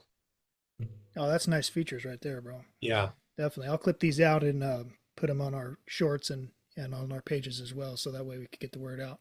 Right Definitely on. want to continue to support you, man, in your journey here. This is pretty awesome. Yeah, thank you. I appreciate it, man. Yeah, I'm just trying to do what I can while I'm here, right? There's no point working on shit I don't enjoy anymore. I stopped doing that a long time ago. Where I just decided if it's something I love and want to do, I'll take the time, invest the time, effort, money. But you know, I just not enough hours in a day to spend time doing shit I don't want to do anymore. Absolutely, man. That's a That's gem some right there, bro. life goals. Yeah. I I'd think Well, that rather do less but quality. yeah, for there's real. there's a lot of people that will never take that risk to even have that be a remote possibility for them. Yeah. Yeah, that's a big thing, man. I mean, I think a lot of people, that's kind of what, and again, it takes me back to the book and so much more we've talked about, but that low grade depression that Yeah, people have, and like, it's just familiarity, and not spending the time with themselves to let them their thoughts process and figure out what they really want, because it's easy it sucks, but it's familiar to get up and go to this job and you're going to make this much money and it pays these bills. So people just keep doing it. But like, man, if you break out of that and take a chance and, put yourself in a position where you really want to be, you can start to do the things you love in life. I mean, when I was a kid, everyone told me fucking comedy and comic books were a waste of time. Now I get to do those two things as a living. So, Hell yeah. I couldn't be happier. And they're probably burnt out on some, corporate grind or, whatever, some kind of grind. Yeah. They're wasting their time on something else. When I left, so before I started doing comedy, pursuing that and writing more, back in, like I said, like 2000, early, around 2008 or whatever, I had my own company. I was doing independent consulting and business development. Oh yeah. And I had my own business, man. I was fucking making 6 figures a year out of a house in Mexico, out of house in Long Beach. I was fucking doing it, but I hated it. Yeah. Hated it. And then the comedy and the writing stuff, I was getting a couple gigs and things were happening. I'm like, fuck it, dude, I'm doing this. I'm like, I love it. I'm gonna do this. And I just fucking dove in and, took a while to make them both fruitful, but I'm here now. Yeah, that's the grind, man. Just like you grinded in comedies, you want to find your path, something that you really passionate about. Got to grind on that end too, man. Just like you did. But it takes a risk because it's easy to say, I'm making good money. I'm chill. I'm comfortable. Why? Yeah. A lot of people won't do that. They don't have another dream that they want to make a reality. Yeah, they don't take, well, that's the thing. I mean, everyone does. Nobody wanted to grow up and fucking sell furniture. You just do, 'cause it's a job, and I'm not shitting on people who sell furniture or whatever, but like, if you really love it, man, God bless you, do it. Please do it, do what you love. But if you love something else and there's something you wanted to do, man, take a chance. And it's never too late, right? Like it's never too late to pivot and start working on the things you love and your passions and make it happen. So yeah, they say like, I don't know if it's Warren Buffett, but one of them real famous bazillionaire dudes didn't even make. Bro, don't say Buffett because I get hungry when you say something like that. Yeah, one of those fools. I can't remember because there's too many stories like that. But one of them, he didn't even strike his first millions till after 50, and then even Colonel Sanders, KFC, whatever, he didn't start his business till his late 60s. Or something like that, and now he's like what a lazy mofo, huh? Worldwide icon. The way they always life. He's like, now that I'm 70, here you can have my secret recipe. Now I'm about to die anyways. What you been doing all your life, bro? Yeah, told that secret at 30. I know, right? That's just funny. Yeah, it should have done that right out of high school. No, I'm just kidding. Yeah, man. I mean, just I say just go for it. Do that thing you love. Yeah. That's the thing. Like you were asking about comedy earlier, the hard stuff. It's like the hard stuff is just being prepared to fail and not make money at it for a long time. But like, I mean, I did comedy because I loved it, and I did comic books because I loved it, and I was able to make some out of it because of that. And I'm not. I mean, I'd love for, the more I can make and the more people see my art is great. But I get to make a living doing things I love. That's the most important thing. Yeah. And you're awesome. Your uncles that that were really funny when you were growing up. Do they think you're funny now, or do they think, man? Yeah. Now they're slowing down, and I'm in my prime, baby. So they can't keep up. Yeah, you're the main Theo now, huh? No, respect to the Tios. They're the godfathers. It's like a mafia, the Tio mafia. Yeah, the ones that are left anyway. But man, I'll tell you what, they formative years, man. The things they taught me, and you really that's the benefit. I'll tell you what. I mean, it's a weird thing. I mean, growing up in a big Latino family and you really, it's, I found this different. I mean, every culture is different, but my God, how close I was with some of my older relatives and, like my dad's one of the youngest of 14, right? Where so I have cousins that are almost his age, Hmm. because he had brothers and sisters who had kids, before he was even like not long after my dad was born, you know what I'm Yeah. saying? So, because I mean, you got kids that span 20 years.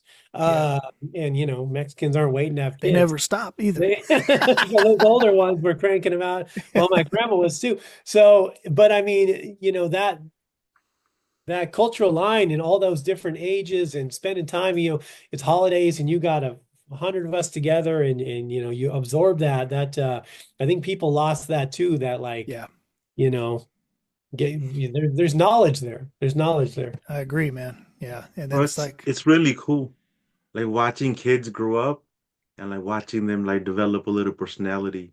yeah, Because you could tell like which kid's gonna be funny. Because I remember like my nephew when he's like 9, 10.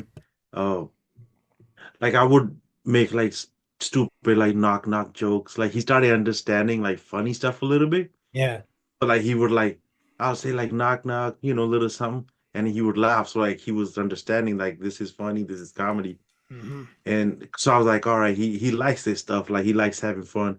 And then I would say something that wouldn't make sense, like to him, or it was just like so silly that it wasn't that funny.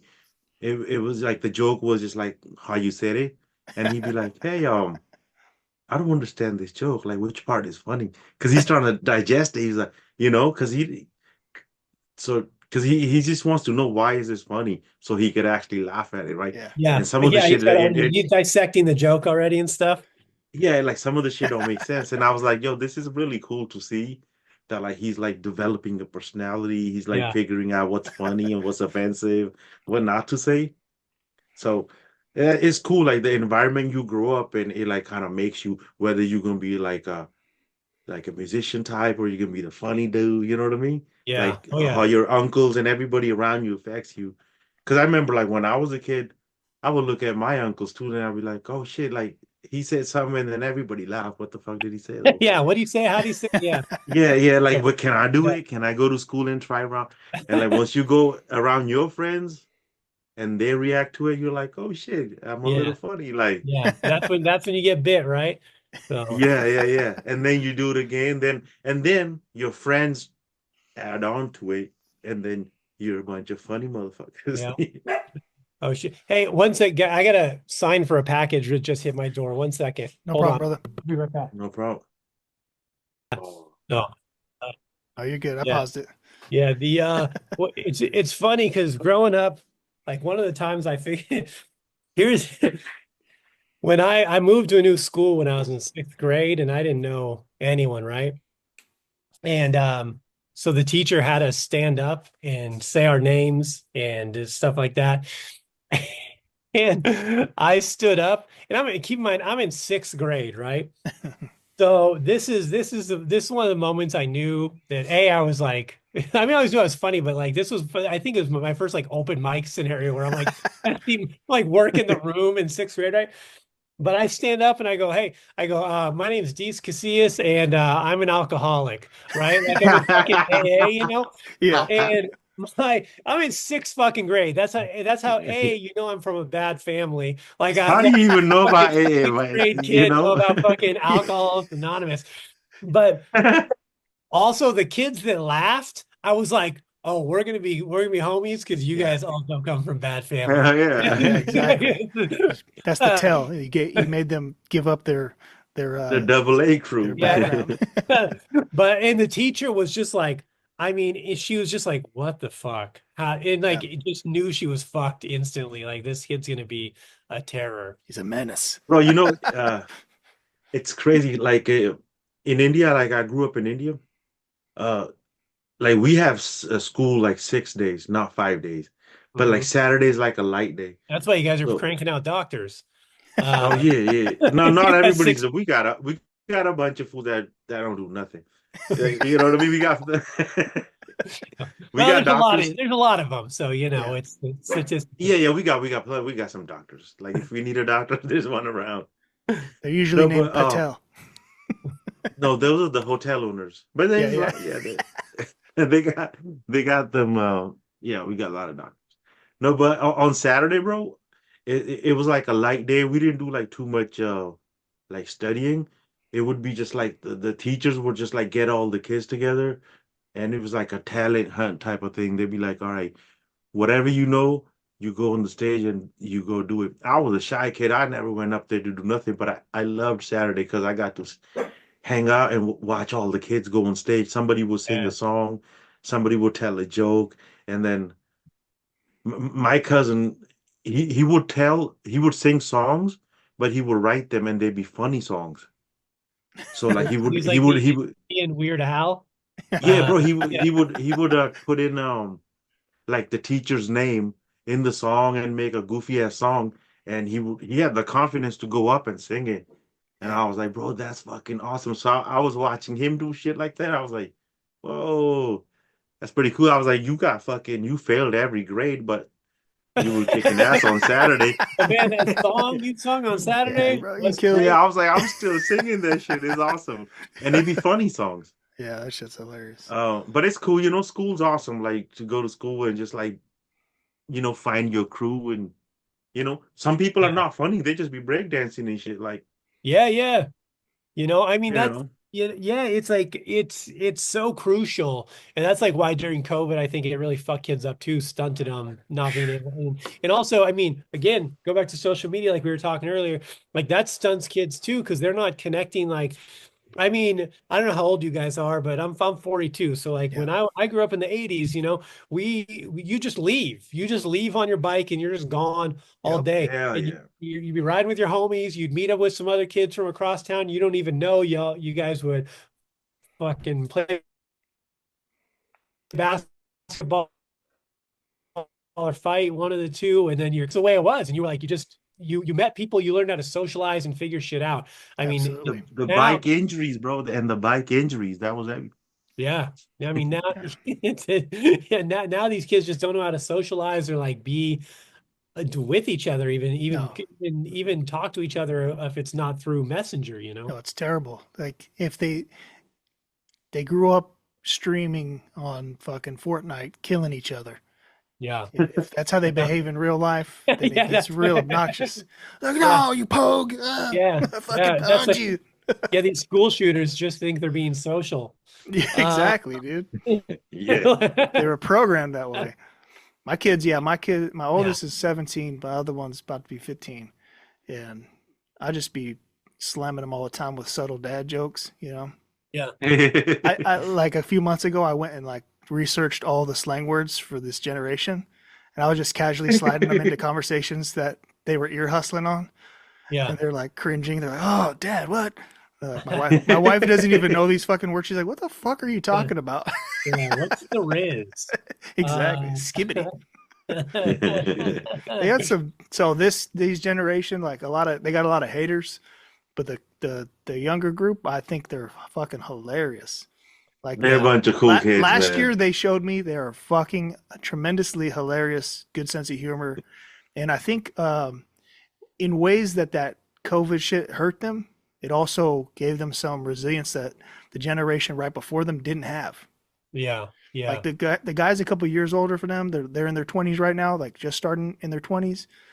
They're I don't know, but the kids that are like in high school, middle school right now, they're something special. They're fucking hilarious. Yeah. Yeah. I agree. I agree. Yeah, You know I what? have real quick, I got a sidebar, but you could go first. No, go over it, man. I was gonna ask you because we're on the topic of comedy. I was gonna ask you your top five comedians, bro. Oh man, this is tough. Somebody asked me this last night in a show, and I couldn't. I like top five all time or top five right now or what do we? Shit, Mm. we could do top 10. I don't know, but let's do top five of the old school and top five of the new. Well, so it's tough for me, but I'll say this. I know my number one comedian of all time is Norm Macdonald. That dude's hilarious. Norm Macdonald is my all time. That guy's the GOAT in my opinion. He's just so fucking funny. He's so funny because he didn't give a shit. Yep, I'm he was like the ultimate troll, just wanting to have a good time, and he still is. just fucking great. So Norm Macdonald, Dave Chappelle, Those two are easy for me. After that, it gets a little tougher. I mean, so the host of the show the other night kind of gave me shit because I didn't mention like Richard Pryor or Carlin or Eddie Murphy. Mm. And no disrespect. I mean, they're all great comedians, but also comedy is very, there's not a lot of timeless comedy, Yeah. stand-up comedy anyway. Like so much of that is of the moment. Mm. And so much of that is like if it's not there or you're so many years removed from there, it gets a little less funny. And also the art form has evolved because Yeah. stand-up comedy was so new in the 70s and early 80s. It was a baby, you know. So it hadn't evolved to something that had been perfected yet. But I like more joke comedy. Mm. Like people are telling quick jokes, fast jokes, like Mark Norman, Daniel Tosh, Chad Daniels, like those guys are Yeah. like telling jokes. Um, but there's some older guys, like I think Damon Wayans doesn't get his due. Damon Wayans a Oh, fucking fucking as, hilarious. as far as stand-up comedy, dude, that guy was a fucking murderer. And people forget because he did In Living Color and movies and stuff, but his Yep. stand-up was murder. That guy was a killer. Um, I think there's some new people who really like there's this young girl, Taylor Tomlinson. Mm. She's a fucking sure she's so funny. Like her laughs per minute is off the charts. Um, the I think Nikki Glazer is really funny. I got to open for Whitney Cummings for a weekend. She was Mm. great. I mean, we live in a time where there's like, 20 comedians that can sell out arenas. You know what I'm saying? Like that's new. Mhm. Yeah. That's so Yeah. new. So, What That's about true. Mitch Hedberg, bro? Yeah. oh, I love Mitch Hedberg. Yeah, That's I when you love were Me talking about too. guys yeah. that just do jokes. He was like, One for liner. me, Mitch is He's great. like the one line. He's like he says two lines, and there's so much in those two lines. Dude, and he's so weird, but I could relate to him. it Exactly. Yeah, I love it. Exactly. I love it, but I also get why he was never as popular as he should Yeah. have been because it's hard. It's a hard, like, first of all, what he does is hard because you figure you're a one-liner comic, so you're telling probably 3 to 4 jokes a minute. Just Hmm. extrapolate that by an hour. Yep. You got to remember a lot of jokes, man. Um, Yeah. it's like Stephen Wright or something like that. These one-liner Yeah. comics or Yeah. He didn't have no story or nothing to say. You He know was what just was like, good about Mitch's set though was like how he, like we talked earlier about movies and having music, because he would have the jazz guys in the background, oh yeah, and yeah, they yeah, just like, I don't know, something about that was, I don't know, ironic. I guess just it yeah, just flowed with his jokes, and they kind of like improvised and just went with it. That's what I yeah. liked about his shit too. He He incorporating that. Well, he's a guy too that's um you can't copy. Hmm. Like there's a lot of hmm comedians out there who you can tell who they're fans of by the type of comedy they do. yeah, they try to Uh, take his style a little bit. yeah, but like you if someone tries to do Mitch Hedberg, it's so obvious, Yep. and you're Hmm. like, where you see people and you're like, oh, he's kind of doing a little Seinfeld, that guy's doing a little Nate Bargatze or whatever. But like someone tries to do Mitch, you're like, you can't do it. It's gonna be so It's gonna untouchable. feel so hollow. Yeah, that's For real. there's some good comics like that that are just one of a kind, bring their own thing. Earlier we were talking about, Shawn was telling the story about the funny songs, and since you're the comedian that's heavy on my mind, Adam Sandler's funny songs used to Oh kill. yeah, His yeah, fucking yeah. comedy albums. Hey, Oh my speaking of god. funny songs, hold on. This guy over here, Josh, he does very similar stuff too. Oh, Yeah, not he hardly. makes funny songs. I think he stopped They're now. yeah, they're But about back in five the seconds school, long. this guy would have some funny ass songs, bro, for no reason. Like they I would can't make no remember shit. sense. So like, if I ever did anything funny, I already forgot that You I got could never be a comedian. you got to record that shit. I guess so. We I recorded and never could we don't remember let anything. nobody listen to some of the shit we recorded. Yeah, definitely not. Yeah, like whole songs with a theme that was just fucking stupid and And inappropriate. Bro, sometimes that's we okay. made a song about our boss at like we used to work at a grocery shop, Safeway, and And we were, learning to make music. So we made a whole song about her boss and shit, like just her day, Yeah. just how her day went at Safeway. And then he's talking about, man, there was a fucking, uh, we had to clean up the aisles, and there was somebody spilled the water. Like it was just random ass shit. Sometimes, that just keeps the And, and It he's creativity. made our talking about friends. It he made our was friends helping some laugh. lady. She had bad breath. Oh yeah. Like, I said I had to fart in the Safeway, so I went out to put some carts away. I was rapping. Yeah. yeah, he said the lady had a breath like a dragon. That's the thing is you just I guess you take things that are really happening. I stopped doing that a long But time it's ago, but comedy. It's funny, bro. It's like you had a kids good time making it, I wanted to make my friends laugh. Yeah. and you And did. We yeah, all laughed. that was it, Anything And it was performative. relatable because we know the characters you're talking about. We know the fucking manager. We Yeah. know the lady that comes in. We know how Right. hard it is to just fucking clean up aisles and shit when you're Yeah. busy. So it was relatable. It was funny, and it was in the moment. I did music since like fourth grade. I started with clarinet, learned trumpet, then I picked up guitars and shit later. But anytime it was performative, I wasn't good at performative. So like I couldn't now I probably better because I've been in front of so many people speaking and teaching and things like that. But man, it's hard, bro. You know, Yeah. it's Hell hard yeah. it's hard to break your nerves down, build up that confidence and I think earlier Deece, you said, it's important to be prepared. And I think I learned that late in life. The more you prepare, the better off you are in those circumstances. Yeah. Yeah. Yeah. Yeah. Yeah. Yeah. I mean, And you don't know if that's what you want to do as a kid. You're like, yeah, I understand this, but you don't know if you want to do that for real, you know? No. yeah.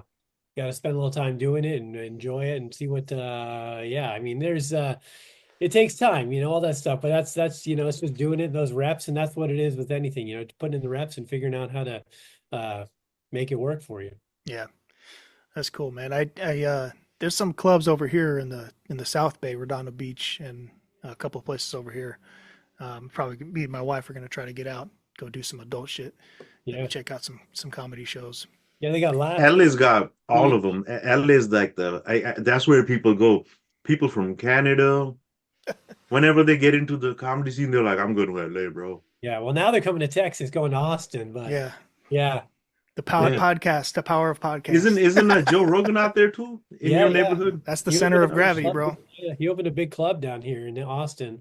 And then didn't Bro, some if you other ever guys end up open on some Joe down there too? Rogan, What's that? if you ever end up on Joe Rogan, give us a shout I will. Yeah, I will. out. You're hoping, man. Yeah, that Yeah, yeah. Austin is like it is a new center of gravity for comedy. A lot of guys moved down there, didn't they? Oh yeah, yeah, pretty much. I mean, all the major players moved, most of them anyway, moved to Austin Yeah, or coming here regularly to work at Joe's Club, and it became, yeah, the Mecca. So, Hey, which bad, it's I good, got bad. yeah, true. just a random thought I had.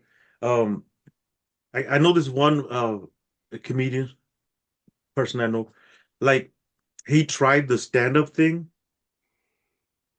Like he was funny. He tried the stand-up thing, but like it was not hitting, bro. Yeah. Like to a point where he was becoming the joke. Fools were like, "Get off the stage, man! What the fuck?" And and I could relate. I was like, "Dude, this is like I love you and shit, bro, but like this is not hitting. Like, what the fuck?" Because like he would tell his story, and somebody from the crowd be like, "Yo, that was the longest sentence ever." Like, like,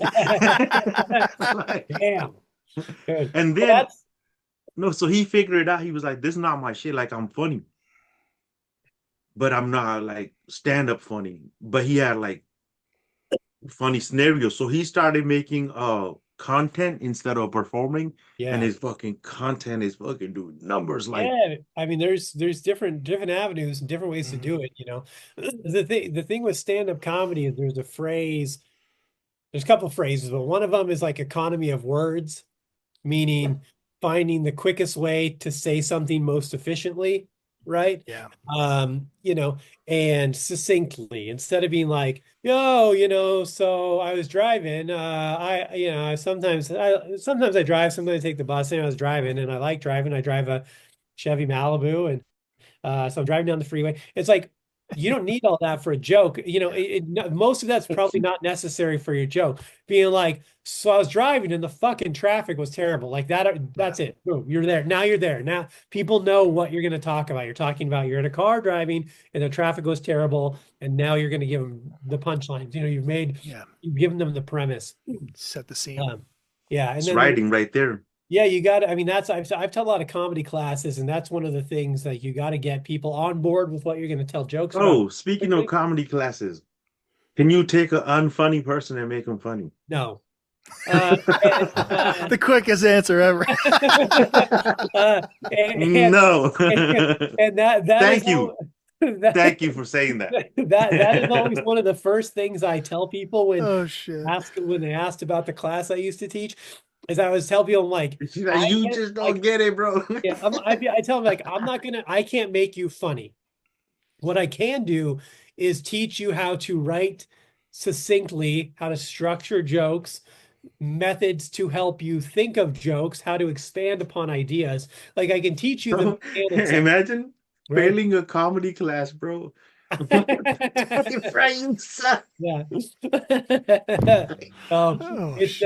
What you get on the comedy class? Oh, you fucking got an F minus. You got an incomplete. Bro, imagine if they actually offered a class in high school, like the comedy class. Some places are doing that. It's and like done. fucking, dude, imagine fucking failing or like barely passing that class. Yeah. There's always going to be somebody who's not performing. Yeah. I mean, I would have probably got a C for trying. That's fucking hilarious. But do you still teach those classes? No, I don't anymore. I just these fools are not funny. I stopped teaching them. I just don't really have the time anymore. But yeah, I used to teach a comedy improv class. So it was like a 6-week class. We do comedy, we do improv, and we do sketch writing. So yeah. I just found out about that through another friend of mine. We had him on the podcast last year. He was retiring from the Air Force and he took some time off and he did that. So he's got a little 5-minute clip out of that, but he did one of those type of classes that was focused on veterans. That was pretty neat. So I'm just new to finding out about that. What you got? I got this quote real quick. It has to do with comedy. It says, explaining humor is a lot like dissecting a frog. You learn a lot in the process, but in the end, you kill it. No, yeah. All right. There you go. There's some logic to that. Yeah, man. Right? Like you gotta have it in you a little bit, and then you can define it. Yeah. But if you're just not funny, like stop, drop. Yeah. Well, there's open up shop. People are, the funniest guy in the office is probably the worst stand-up comedian, like there's just different methods, different ways. Like my buddy, I got a homeboy, Ethan. He's one of the funniest dudes I know to hang out with.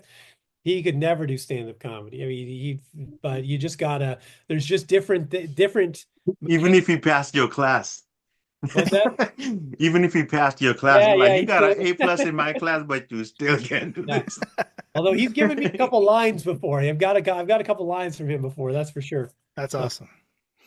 Yeah, that's good. How important for you, Deece, is your circle in both aspects, like who you surround yourself with in the world of comedy, and then also in the world of comics?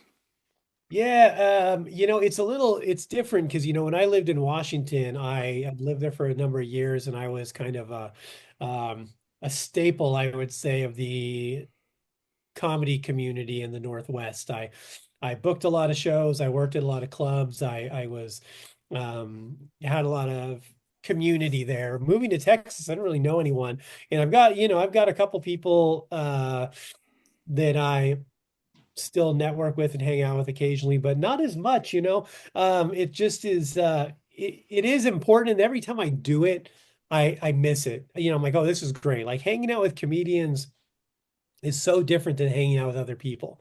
It's just a different thing. And comedians need that. It's like once a month I do a show at this club here in town. And I'll book it, and the comics I book on that show, and we'll hang out. And I'm like, oh yeah, this is like my once a month of hanging with BS, and because you can just the way we communicate is different than normal people. Yeah, Why do you Uh, think that that's such an important thing? Because I've heard a couple comics mention that, like something about what they call the green room or the yeah. backstage or whatever it is. What do you think is so important about that in the comedy community? There's just an expression, the way we express ourselves and the way our minds work. There's a certain person does comedy, like your mind is always looking for a joke. Your mind is always taking a joke. You can talk. First of Yeah, all, you can say shit that you cannot say to other people. Like it's a there, safe space.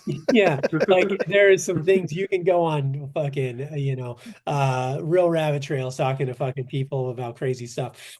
But also like, it's just a fast like I say this, you say this, and we're just everyone's just trying to keep the flow, the action, the comedy, and it's really just like a really unique thing. Um, I mean, I've had times where I've had friends of mine who aren't comedians hang out with me in a group of comedians, and it doesn't work.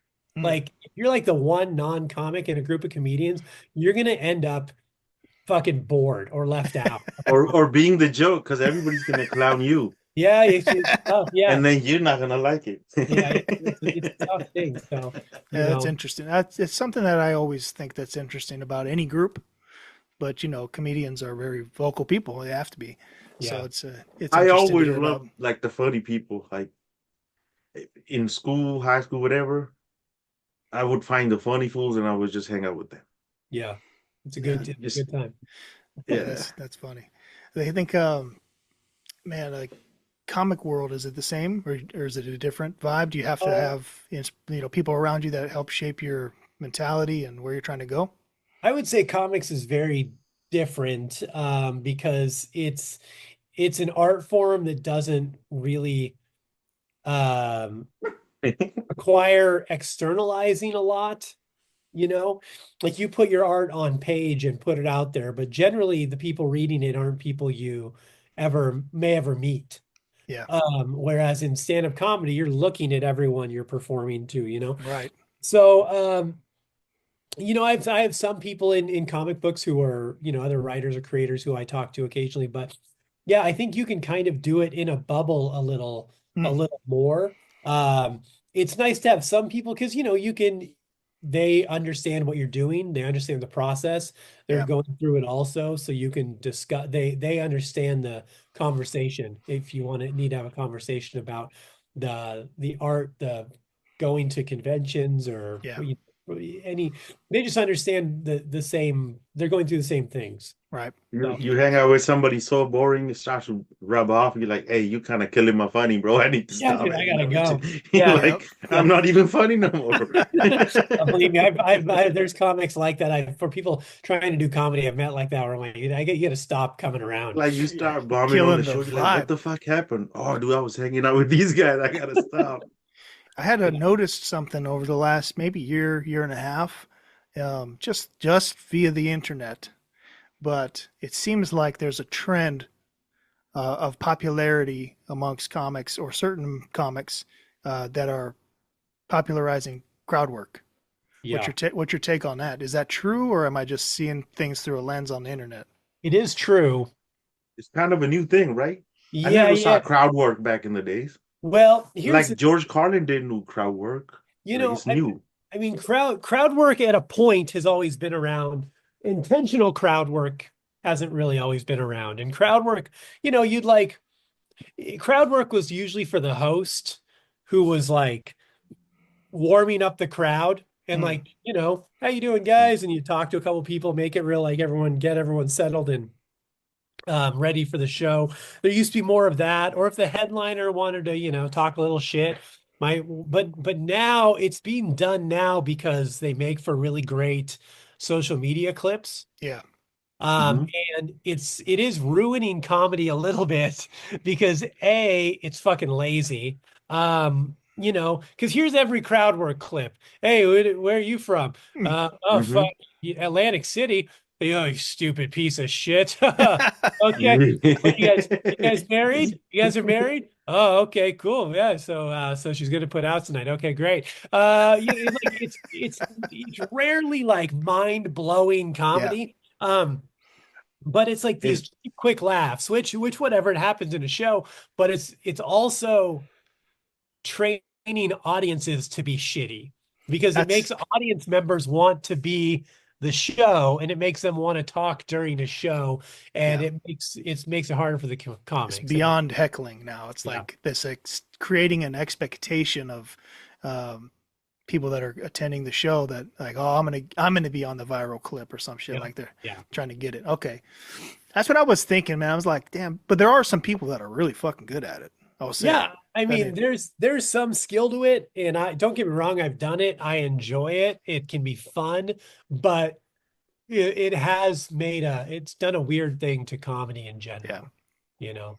Yeah, I wanted your take on it because I mean, you do this thing for a living, so it means something more coming from you than just a guy on the internet observing it from 3,000 feet away. You know. Yeah, no, it is. It has been interesting, a little tough, and I think it teaches the audience bad lessons, and it's also teaches young comedians really bad lessons. I don't overall that's not great. What do you think of like the Family Guy style of comedy? Do you watch it like that? I used to watch Family Guy early on. Yeah, I watched the first couple seasons pretty religiously. I haven't watched it in a long time, but I mean, I'm all for it. I mean, I don't think there's anything you shouldn't be able to joke about. Yeah. I think either everything's on the table or nothing is. You can't pick and choose because everyone has a different moral line, and no one's, who do you choose the barometer? And people who feel that their line should be adhered to are happy to cross other people's. So it's a clusterfuck of contradiction. Either go to a comedy show and be prepared to have fun, or just don't go. Yeah, no doubt, no doubt. Yeah. I feel like the South Park guys get away with the most of all time. Yeah. They be pushing the line. Yeah, with really bad animation too. They have like no details. That's what makes it kind of funny though. Like the intentionally bad quality of, I mean, you could say it's bad quality by the naked eye, but all the things that go into making it happen still are pretty impressive. Creatively, Well, so I guess I listened to an interview with them one time, and what part of the reason it's done the way it's done is because they can make an episode in like 3 days. So that's awesome. Because of that, they can turn around topical. If they write a script fast enough, they can turn around topical episodes so quickly. Yeah. Whereas like, Family Guy is like a year out or something, or it takes like months and months and months to make an episode. So by the time they write a script, get an episode out, like doing anything topical is impossible for them. Where South Park literally can turn out an episode inside of a week. That's incredible. On Microsoft Paint, real quick. Like, let me just draw a character. And the process just allows them to stay relevant because of that. They like, oh, this shit's happening. We got to get an episode out. Right. Oh, fucking Deedee's Baby Oil. Let's go. Whatever it is. You just get the writers together, pop some out fast enough, and you can make an episode on it. That's why. No, so really, I mean, that's kind of the genius of them in a sense. Yeah, I don't know if it was planned out originally, but it certainly benefited them in the long run. Yeah, probably by necessity, right? It's like, hey, I think by necessity, originally the cheapness of it was just because they had no money, but then it really played into their favor. Absolutely, man. Well, shit, man. Yeah, it's a good show. I like how Seth MacFarlane he took a bunch of stuff like you couldn't say, kind of put it in a cartoon format. Yeah. I think it's a good format of comedy. I also really am a big fan of Beavis and Butthead too, especially the new. They came out with a new revised version, and it's fucking hilarious. It's better than the originals. Really? Yeah, and I think to like your point about topical, they're like they're paying attention to what's now, and like Beavis and Butthead version they have like 3 versions. The teenage ones where they're in school. Yeah. Then they have like they're our age. And so like that shit, the where they're our age gets me going so bad. They got married in one episode. It was fucking just the dumbest shit ever. It was like, oh my God. King of the Hill is super dope. Yeah, all those guys. The King of the Hill, I love their opening scene. I like how like the fools are just off of work now. They're just chilling outside having a beer. I I love it. Yeah, it's And good he's shit. always yelling at Bobby and shit. That's cool. Yeah, no doubt. I don't know. I guess I like cartoon comedy. Yeah, well, it makes it different. They can get away with more. So there's definitely been some killer stuff. hmm Absolutely. Have you worked on a Diddy joke, or you're not into shit like that? I Because I I had know all I these had a couple like comedians. one-liners that I put on Facebook, but nothing that I have done on stage yet. Yeah. So, Yeah, is that not your style, or no, I mean, I definitely would. I just haven't done anything about it yet. Um, and maybe a couple riffs here and there on things, but yeah. I mean, it hasn't really struck me as something to do a bunch on yet, but yeah? Everybody else kind of went at it like right away yeah. Well, because they that's knew it part was of like that. the That's part of it too, is that, you know, I don't want to be the guy that's also doing a million Diddy jokes. Hmm. Like that, or like the last guy.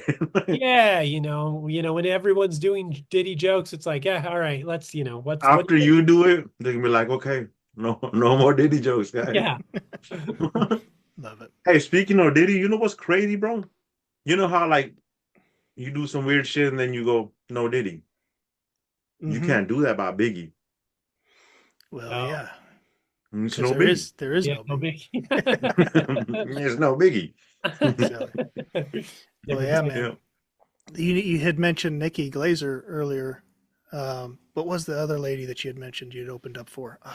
Whitney Cummings. Yeah, she was on. I guess maybe she'd lost her house in the fires or some shit.